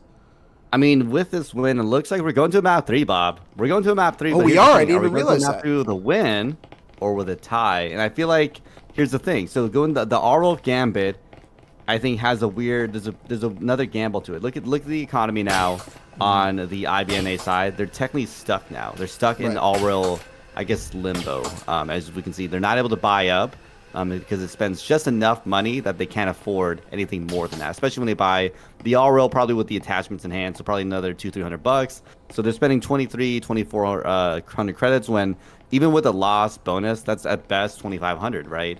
So I think the Aural Gambit's interesting. I like it. I think it's, unless you win, right? That's the thing. It is a Gambit. If you win, it's great. If you don't, you're stuck in limbo. Yeah, that's an interesting. That's another interesting observation on economy, because they really have kind of dug themselves into this limbo. That's the best way to put it. Is they've been investing in Aurals. They haven't been saving. I guess they're confident enough in their Aural game that they will be able to find some picks here. Maybe they just realize we might be a little too far gone at this point. Let's see if we can find a pick on a roamer or somebody who's playing off-site and catch a rifle like a Vezin from them. And they may be able to get King Ron if King Ron gets a little too aggressive. But yeah, they've spent their money and they did not think about the future if they lose that round. And so now they're forced to buy some rifles that aren't particularly what they want. They're fine for early into the second half, but at this point you don't want to be stuck using only Aurals. Yeah, definitely a limbo that they probably did not expect. I mean, I think even winning one round would allow them to get a couple Vezins in hand, get some more stuff. So it would look very different, but the gamble didn't pay off. And that's what we saw, with F3 in one of the previous halves, where they couldn't get the gamble with that double hero buy, which is kind of insane, but it didn't work out for them, right? And that's something to consider. F3 is also a good squad. King Ron getting a pick off already on Fork there. Are they going to keep swinging, though? There's a lot of players here. King Ron's going to look for a second, but no, Plate was there to shut that pick down. But only a minute on the clock, not a minute and a half. And Ivy have burned a lot of time here. Uncle Ron was playing very, very aggressively and completely slowed down this IV push. I think they foamed a second hatch upstairs, and they may try and use that as bait to lure F3 into setting up for a B push. I'm not sure if they did foam that hatch, but currently it is going to be that A push. Only 30 seconds left. I'm just wondering what the cue is going to be here for IV to push in. I shoot you now. Now pushes in to assist Old Gravy. 20 seconds on the clock. Spoon drops down the hatch. Smoke's tossed. Fire tossed. Spoon goes down to Bot, who is playing in connector. The EMP does manage to get planted in all of the chaos. I shoot you now. Burns in fire. Plate finds a kill. Uh-oh. Is this a bit of a misplay here from F3? Plate now taking the hatch. Berserk goes down. Old Gravy looking to provide some assist here. Bot moving upstairs, but Spork is going to be waiting on the door. Numbers advantage is in the hands of IV. Old Gravy finds one and is now in a 1 versus 2. Are they going to be able to find one? No! Knife takes out Old Gravy, and it's now 6-5, and we're not going to see a reversal of what happened on map 1, Martini. We could see a tie. All right. We need to run that back. That is like if I were to do a clip of the week highlight or a replay or like a show where we just go through a perfect play. That is perfect play. That is perfect play by IBNA to have won the disadvantage, by the way, against several F3 players. Economy disadvantage, like 10 different disadvantages, to be quite honest. But they still executed so well. I think what happened was there's so much going on, the execution, and there's a lot of action going on the IBNA side. That EMP plan came down perfectly. And the F3 couldn't react. They had them all up top in the back end to prevent anyone from swinging. The server room couldn't do anything about it because they were planting by the little construction boxes. That was picture perfect planning by the IBNA players. Execution, not planning. Execution, I would say, by the IBNA players. I mean, wow. I stared at it. I was watching and I'm like, there's no way. There's no way they can do this. It's 20 seconds on the clock. There's no way they can execute this and survive. But I've been proven wrong before. I'll tell you that. One thing I also want to point out is that they did lose I Shoot You Now to an incendiary grenade. And I think some players think that they can walk through the incendiary, and there is a time and a place to walk through the fire because it has worked before. But you can't stay in it for very long. If you're going to walk through fire, you have to be in and out and find that pick. And you're going to have to expect that you're not going to return. But in that case, I Shoot You Now stayed in the fire way, way too long. They went down, and I think their presence might have been able to help F3 potentially win that round. But it is what it is. They're now going to have to pick up the pieces here. They can still get this win. It's 6-5. But IV are now going to push for that map 2 tie. Kingron is pinned in lockers. That drone goes down. I Shoot You Now waiting in an aggressive corner, but Plate finds that kill. Good pre-fire there, and IV taking the momentum. Yeah, that little area, I feel like if you played, people expect it at this point. So you have to swing first. No one expects that, right? Especially with the Kinet in hand. That would have been a very interesting play. Unfortunately, didn't develop here. But IBNA is doing a really good job of getting set up here. This is going to be pivotal for them to be able to come in and take over this A side, it looks like. I'm wondering to see how is F3 going to hold this back. How are they going to potentially retake the side? Because if they get that hatch plan, I think it's game over. We're going to map 3 with a tie on map 2. It would take a miracle for F3 to recover from a hatch plant. They pulled out a couple of those, so I wouldn't count them out yet. Plate finds the kill onto Kingron. MVP looks for the swing, but they get shut down by Spoon. It's a 2 versus 5. Can Bot and Old Gravy find this round here? Old Gravy picks up a lot of damage. Fork goes down to Bot. It's now up to Old Gravy to 1v5 this and get the defuse on top of it. I don't know if that's even going to happen. I don't think it's possible. Plate finds the kill onto Old Gravy, and there you have it. That's map 2 in the hands of nobody because it turned out to be a tie.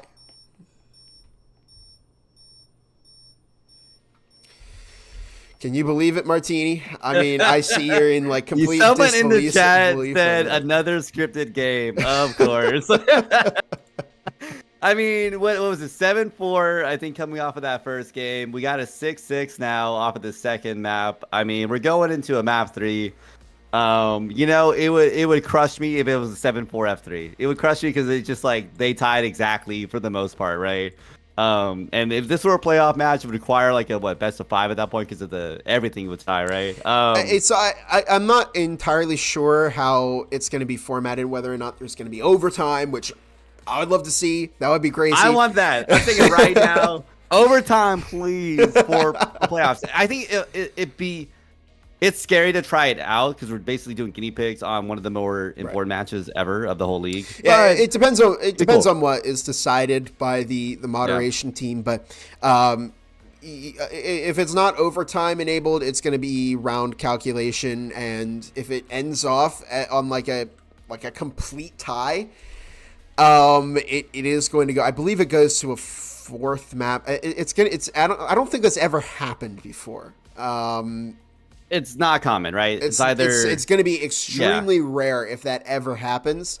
In this case, it's going to be, it's just going to be a series tie because we are still in regular season. Correct. I'm just saying theoretically we're thinking about playoffs now, right? Because we're end of the season. It's coming up in a couple weeks, so it'd be interesting. But I don't know. Ivy, I said they could have done it in 2, but they're not that guy. I'm just kidding.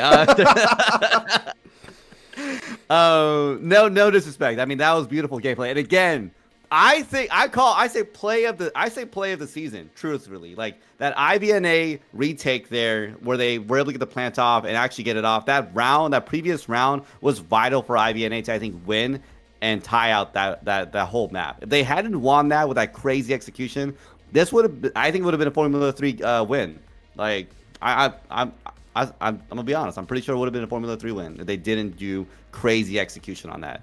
Yeah, like that was like almost John Wick levels of execution. No lie. Yeah, it was a fantastic play. But really quick, we're gonna get started with our 3rd and final map of the series. We're heading over to ship.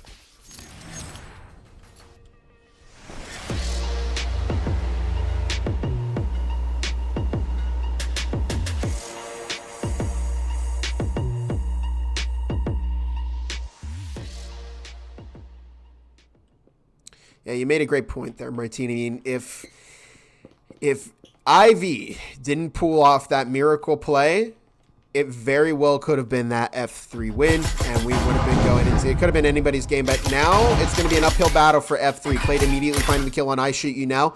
You're joining us here on Ship, the final map of this series with F3 taking the defense. Ivy on the offense. Spork doesn't pick up any damage to that frag. Okay. Old Gravy gets caught by Fork after killing off Plate, and it is a 4 versus 3 already at the start of this round. Martini, not even half a minute went by, and we're already losing players. I mean, F3 might have been aggressive. I mean, players like I Shoot You Now, they got tricked out by some of the jiggle peaks on that door, and it just wasn't working out for them with that Taurus in hand. And I mean, you can't do much about it. And that was, expertly played by the IBN player there.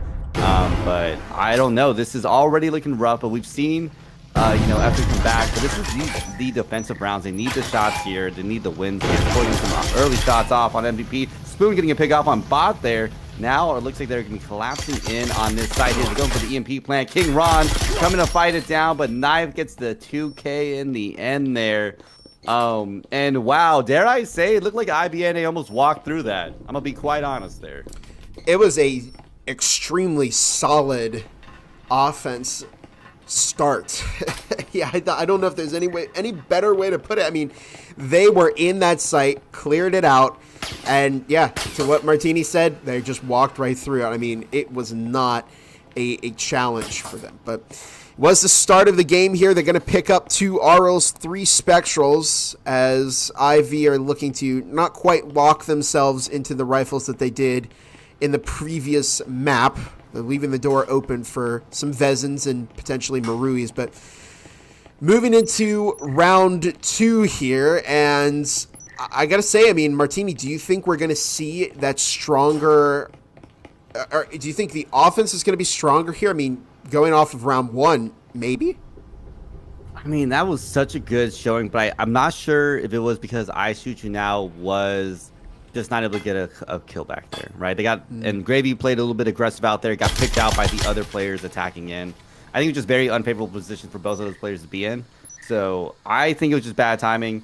We'll have to see, though. The Aurals, 2 of them coming out this round, might be enough to tip it off in Ivy's favor. I wouldn't be shocked if they went out this round 2 either.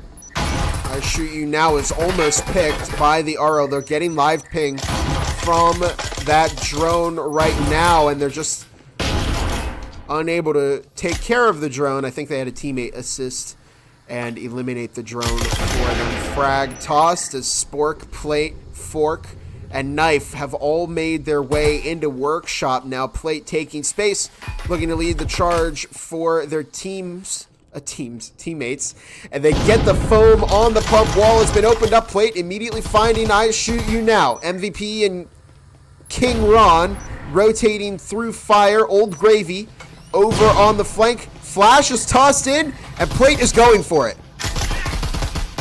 We're getting a 2K there with the R1 Hound. Gravy on the back and getting a shot off on Spork. Now leaving this 1v4 for MVP. Never mind, they get picked up right in the end there. And I think those R rolls were very useful in this attack. But I don't know. Ivy's making the attack on Ship almost look like light work here against F3.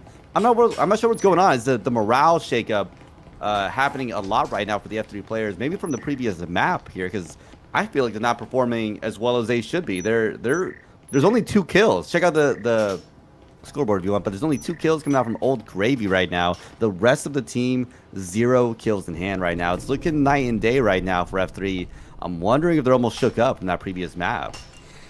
Yeah, I think that could be a big factor because, again, IV kind of had a really, really good round there and managed to tie it up when it looked like F3 might have been able to get that full win. And so now they have to play on a third map here, and they're just not able to match the aggression of Ivy, and that's got to hurt the momentum here. Not the momentum of F3. I think they might just be getting a little frustrated at this point.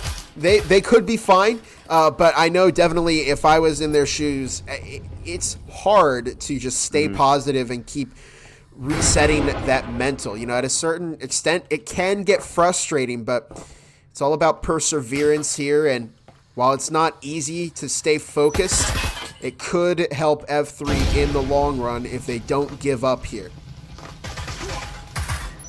Ooh, King Ron getting picked up there by Plate. I don't know. I'm just seeing weird plays that are not working out for F3. Early picks are coming out a lot from them. I shoot you now trying to get some picks here. As the flash comes out here and they get picked up by Plate. Now leaving a 3v4 right now. MVP picking up another player, and I shoot you now with a frag in hand. As it is essentially a trade. Never mind. A Sport coming through and picking out a little Gravy. Now leaving just this 2v3. But that health economy looking a little bit rough for the IV players as 2 of them are pretty much down with not much. I don't think there's a syringe in hand to be shared amongst them. It seems like such a sluggish F3 defense. We're looking at extreme pace and snapping angles here from IV, and F3 just have not been able to match that. And you see Plate jiggling MVP over here, and there's a minute 10 on the clock. It's down to a 2 versus 3. 3 rifles in the hands of IV right now, and Bot has the Taurus, MVP has the Viper. Is there going to be a response here by F3? But yeah, we're not seeing F3 really playing up to the standards that they have been held to previously. MVP goes down to Spork, frag grenade is tossed, and Bot goes down to a Spork double. And even there, I think Martini, we're seeing F3 just give up a lot of free picks to IV and A. They're not playing together as a team, and they're giving up so many early picks. I know, that's what I kept seeing from F3. I'm wondering what's going on with mental. Maybe they're playing really aggressive for whatever reason. It's not working against IBNA right now. And I will say it's also Ship, right? You got to play it a little differently than you would some other maps. And F3's defense has just been falling apart here. And it's kind of like crazy to see, especially them coming off of that 6-6 against IBNA. And I don't know, dare I say, it's IBNA's era now. It might be, dare I say. Martini, you switched up from an F3 Glazer to an IV Glazer so fast. I'm an F3 Glazer through and through, but I can respect facts, right? I can respect facts here. And right now, IV is definitely looking like it's going to give Acer a run for the money, especially for that grand finals, right? I'll put it this way. Really locked in. I'll put it this way. The gameplay from IV is reading like a Season 3 champion gameplay right now. If they can keep up this kind of pace, they are going to be a very strong contender. I'd argue they'd have a foot in the door as Season 3 champions, and we may really be entering that IV era. But we could see a response. I think one of these 2, the grand final. I'm calling it. Sport got a shot on the ICC now, but I'm calling it right now. One of these 2 are going to be grand finals. Yeah, absolutely, and we'll see. You know, there's a lot of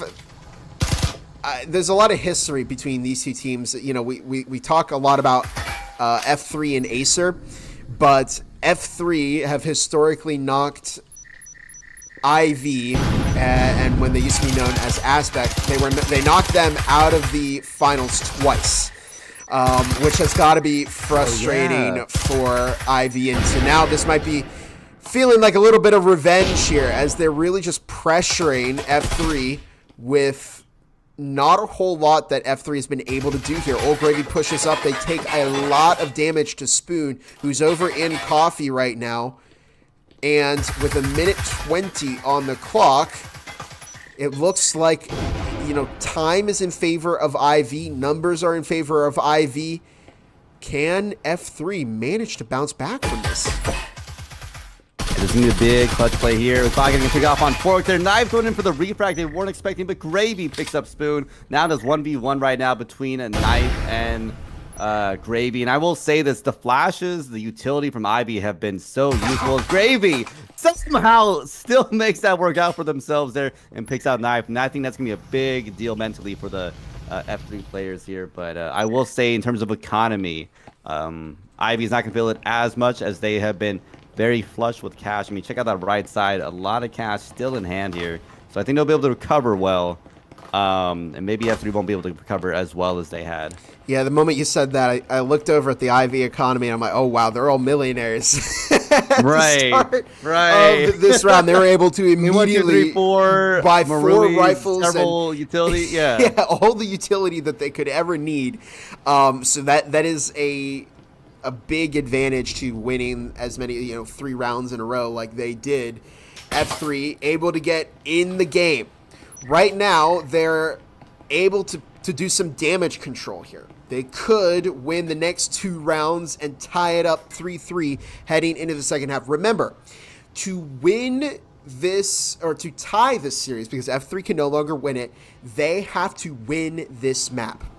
IV have one of the most difficult things, and I think this is like a curse anytime a team has this responsibility. All they have to do is get 6 rounds, and they will be the winners of this series. But it seems like every time a team gets to this point, they're just unable to go that full distance. Will IV be able to break this curse? We'll find out. King Ron playing aggressive in Workshop here. They may get droned out by IV. They will get droned out, and they're forced to just rotate back and pump as IV taking a ton of space here. I mean, that double flash coming out, they're getting some solid value, pushing back that defense here.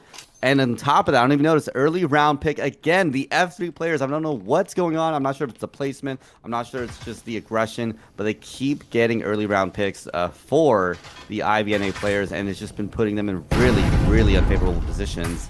Now, as they're facing this 4v5 right now, IVNA getting set up right here. I'm waiting for some kind of push here, or some kind of utility to come out pretty soon. As the IV players have just been kind of chilling. This is probably the slowest we've seen them in a second. Waiting for some kind of cue, some kind of event to happen for them to collapse in on the site. It's imminent, but I'm not quite sure what they're waiting for. There's the incendiary toss, and I think they're deciding to make the move now. Bot picking up a lot of damage from that incendiary plate. Looking to get that EMP planted. His Fork and Knife find a kill. MVP looks to make their way through Connector, but they get taken out. Why? And it's a 4-1 game. Blink and you'll miss that round. And IV stop any kind of momentum that Old Gravy earned for F3. They are now 1 round off of getting that 5-1 game moving into the second half. They are very, very close to getting this series win over F3.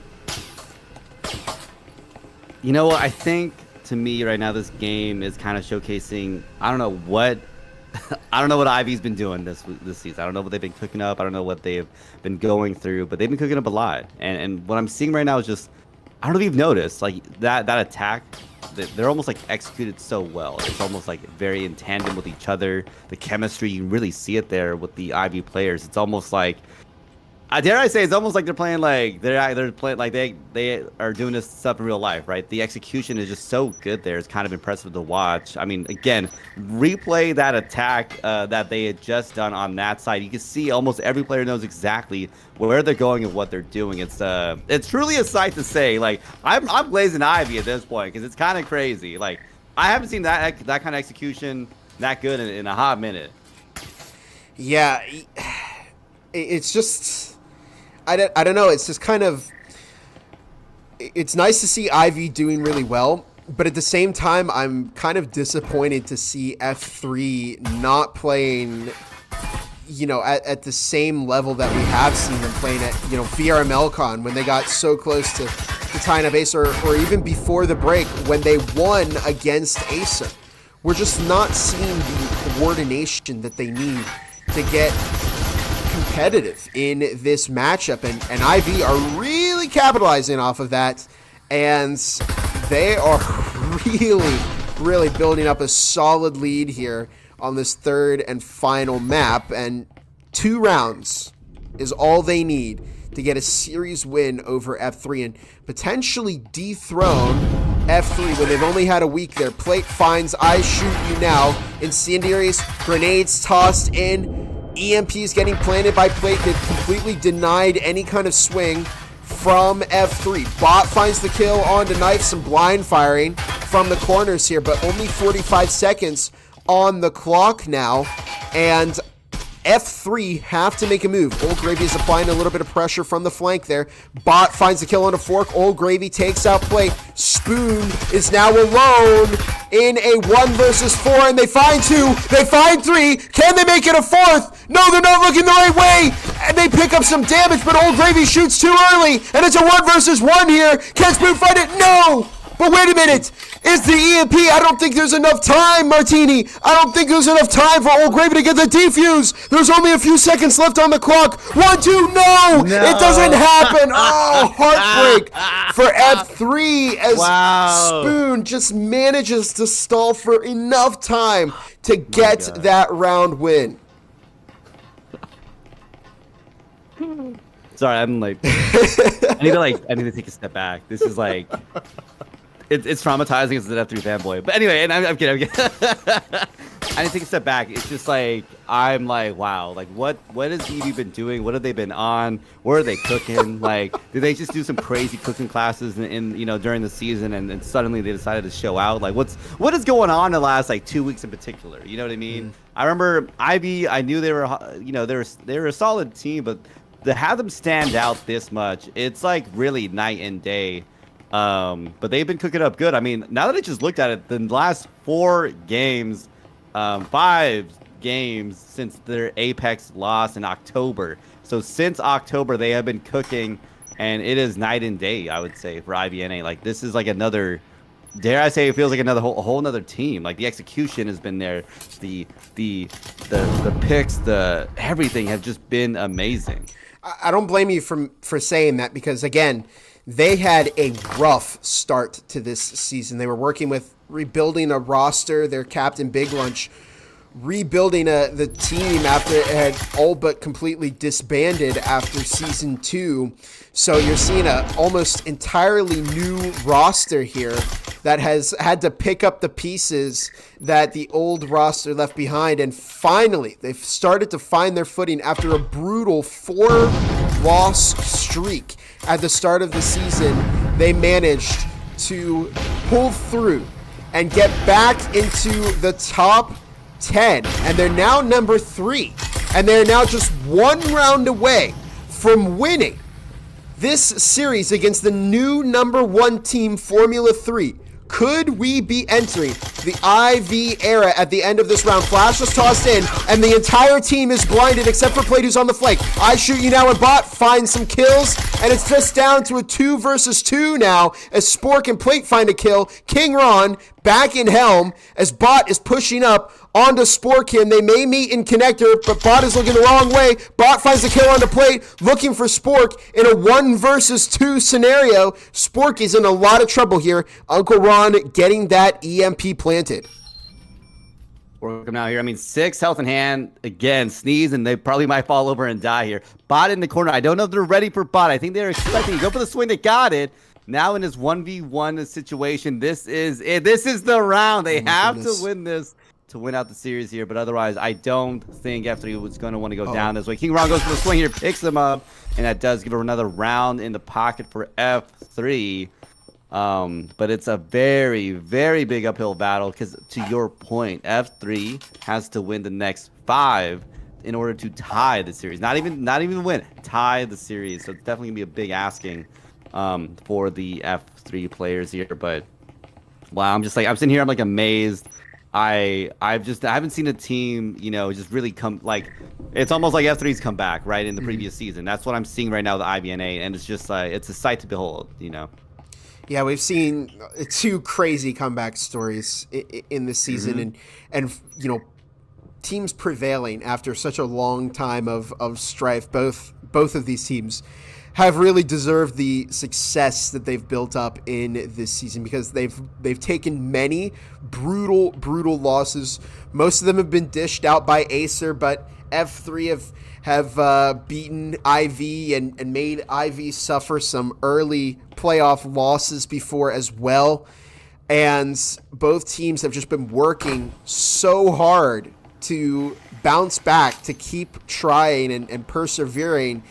And it's almost kind of sad that, one of them is going to, lose at the end of the season and going to have to keep trying harder. But, these are these moments that you live for in VRML, where your efforts finally start to pay off. And we'll see if F3 are able to keep this series a tie, as Bot finds the kill onto Spoon. Fork finding one of their own. King Ron finds Fork, and a double onto Knife as well. Plate looking to back off towards the stairs as Spork takes to the vent. MVP finding Plate, and it's up to Spork alone in a 1 versus 4.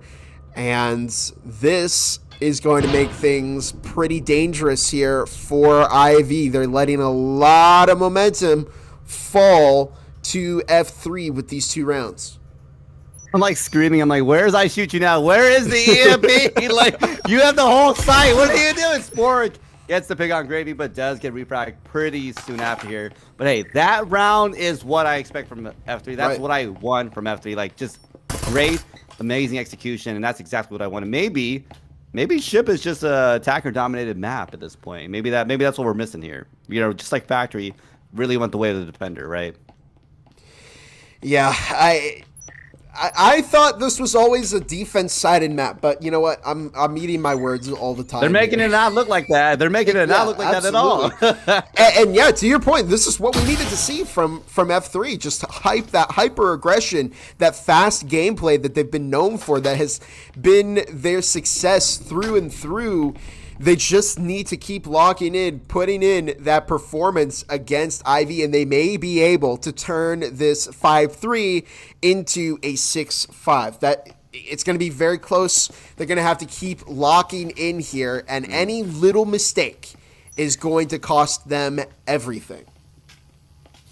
Yeah, I mean, if I were on the F3 side, my hands are definitely shaking, sweating, all the above. Because to your point, any mistake here is going to really suffer a lot for the team, as, again, any win at this point will seal their fate. And I don't think F3 wants to seal their fate tonight. They want to push this into playoffs and force, play against Ivy on another stage for sure there. But anyways, looks like the F3 players getting set up here and coming in.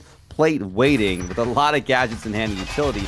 And what do you shout out? MVP already getting a shot off on Spork into the wall. As that's definitely looking good for the F3 players coming in on this side already with Spoon again on that back end, playing that robo roll. Hopefully they get some picks here with Plate. Knife and Plate getting ready to push. Oh my goodness, Plate finding 2. Good double Uricon kill. Here comes Spoon applying pressure from the flank. King Ron is going to look for that good jiggle, but no, it doesn't work. Spoon finds 2 of their own. It's now just down to MVP in a 1 versus 2 clutch scenario.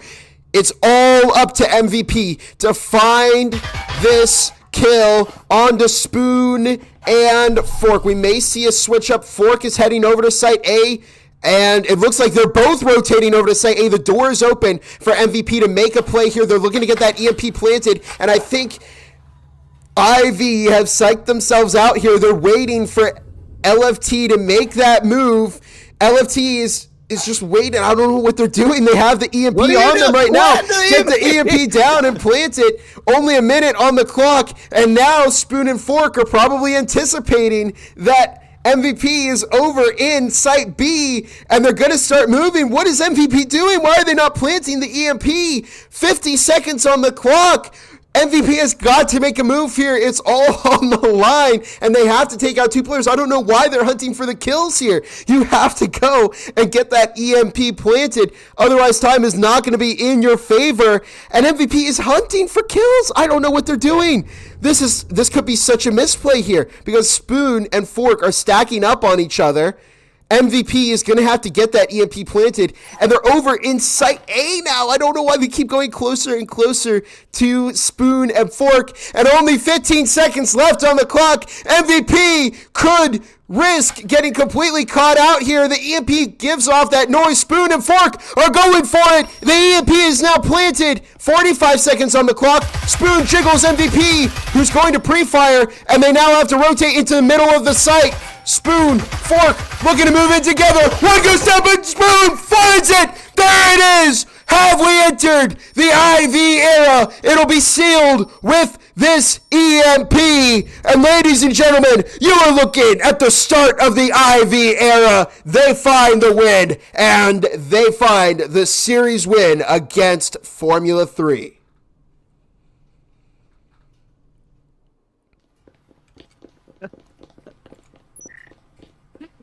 Oh my God! I'm about to get an aneurysm right now. Man, you know what's crazy? You know what's crazy? You know what's crazy? I just saw in the chat someone said, you know what would be the craziest thing to happen tonight? The top 2 teams that we had known for the last, honestly, 3 seasons lost, and I just looked at the match reports, and guess who won the Valor versus Acer team? No. Matchup. No. Guess who won Valor versus Acer? Did Valor win that? In a 2-1, 17-15. Valor wins versus Acer. What?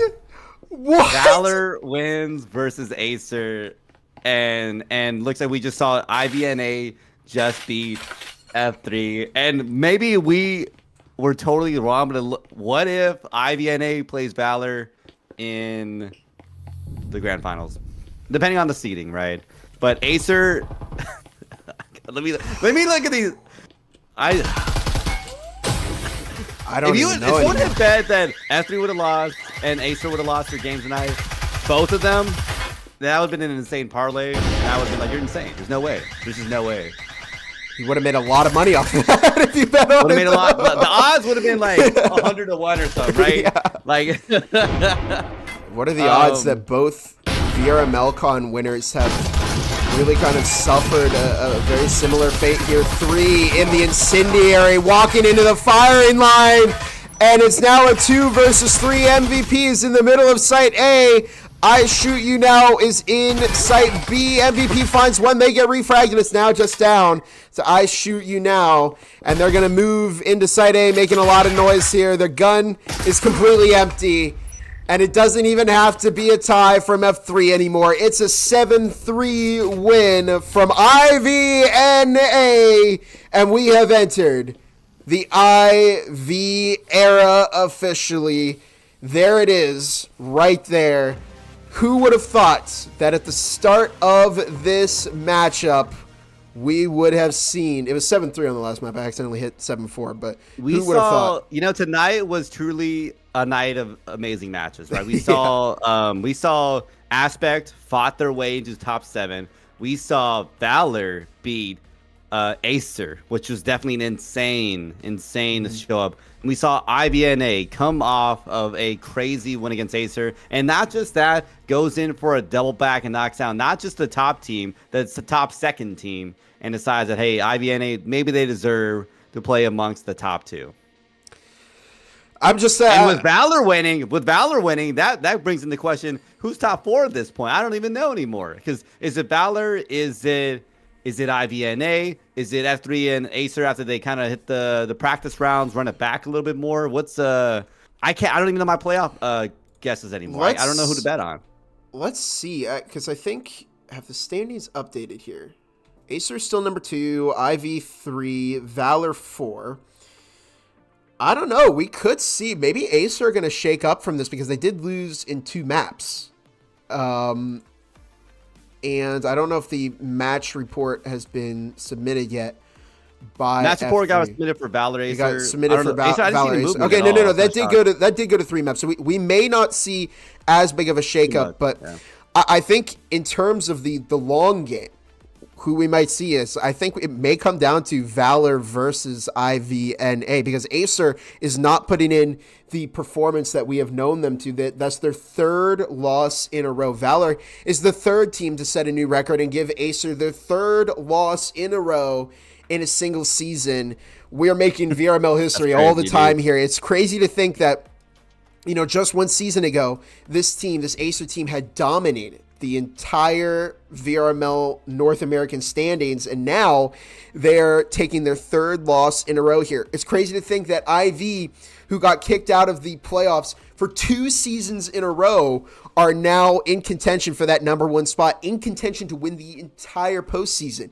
And it's crazy to think that both VRMLCon teams that went out to Denver have suffered 2 of these big losses here in this season. I genuinely don't know if F3 and Acer can make it to that final round of the postseason anymore. We could see that IV versus Valor matchup. That would be quite the sight, Martini. These playoffs are about to go crazy. I mean, the seeding is going to be I think the most important thing here, right? So Formula 3, if they stay first place, they'll play against 8, and then it's 2 versus 7 or something like that, right? And it kind of just falls down there. I'm wondering if with the seeding, with Ivy and Valor, what if they play earlier against each other? So they might knock each other. That's the thing too. They might get knocked out earlier than the grand finals, which that's why I keep saying that seeding is going to matter so much, because it determines. I hate to say, there's some level of RNG on whether or not you can make it to the finals, right? If you're seeding, you're the best in that seeding, you're likely to go all the way to finals, which is great for you, because that means you can place top 2 or top 3.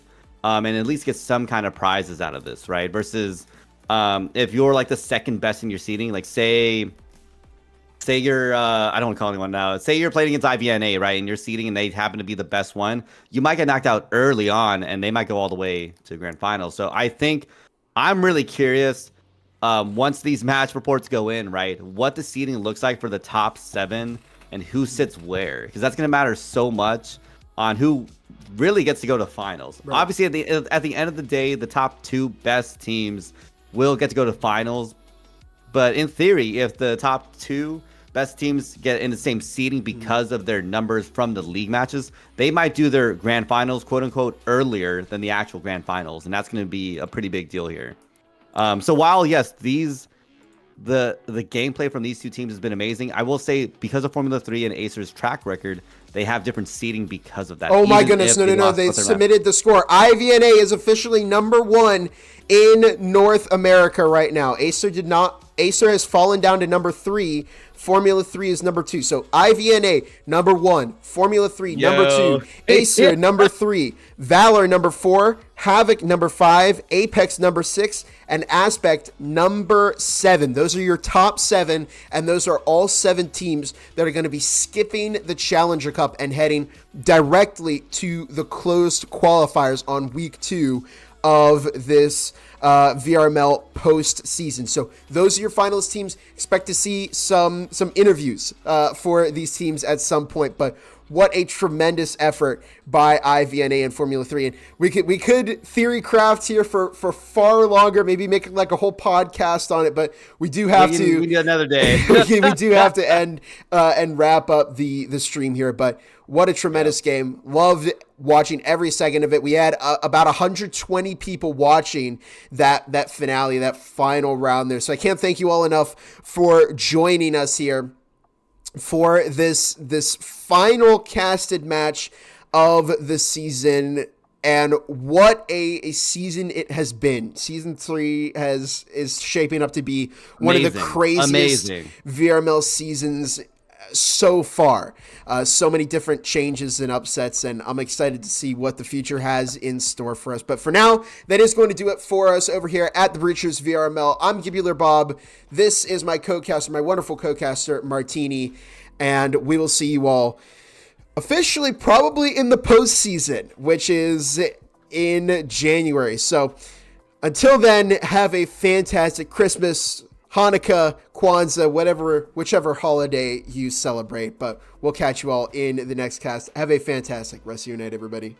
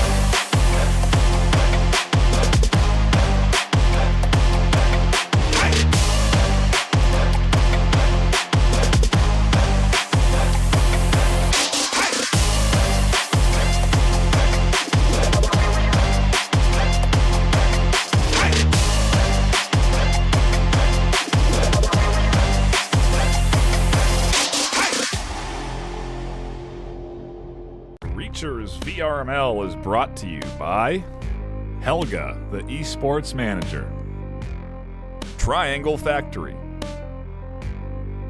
Thanks for watching VRML.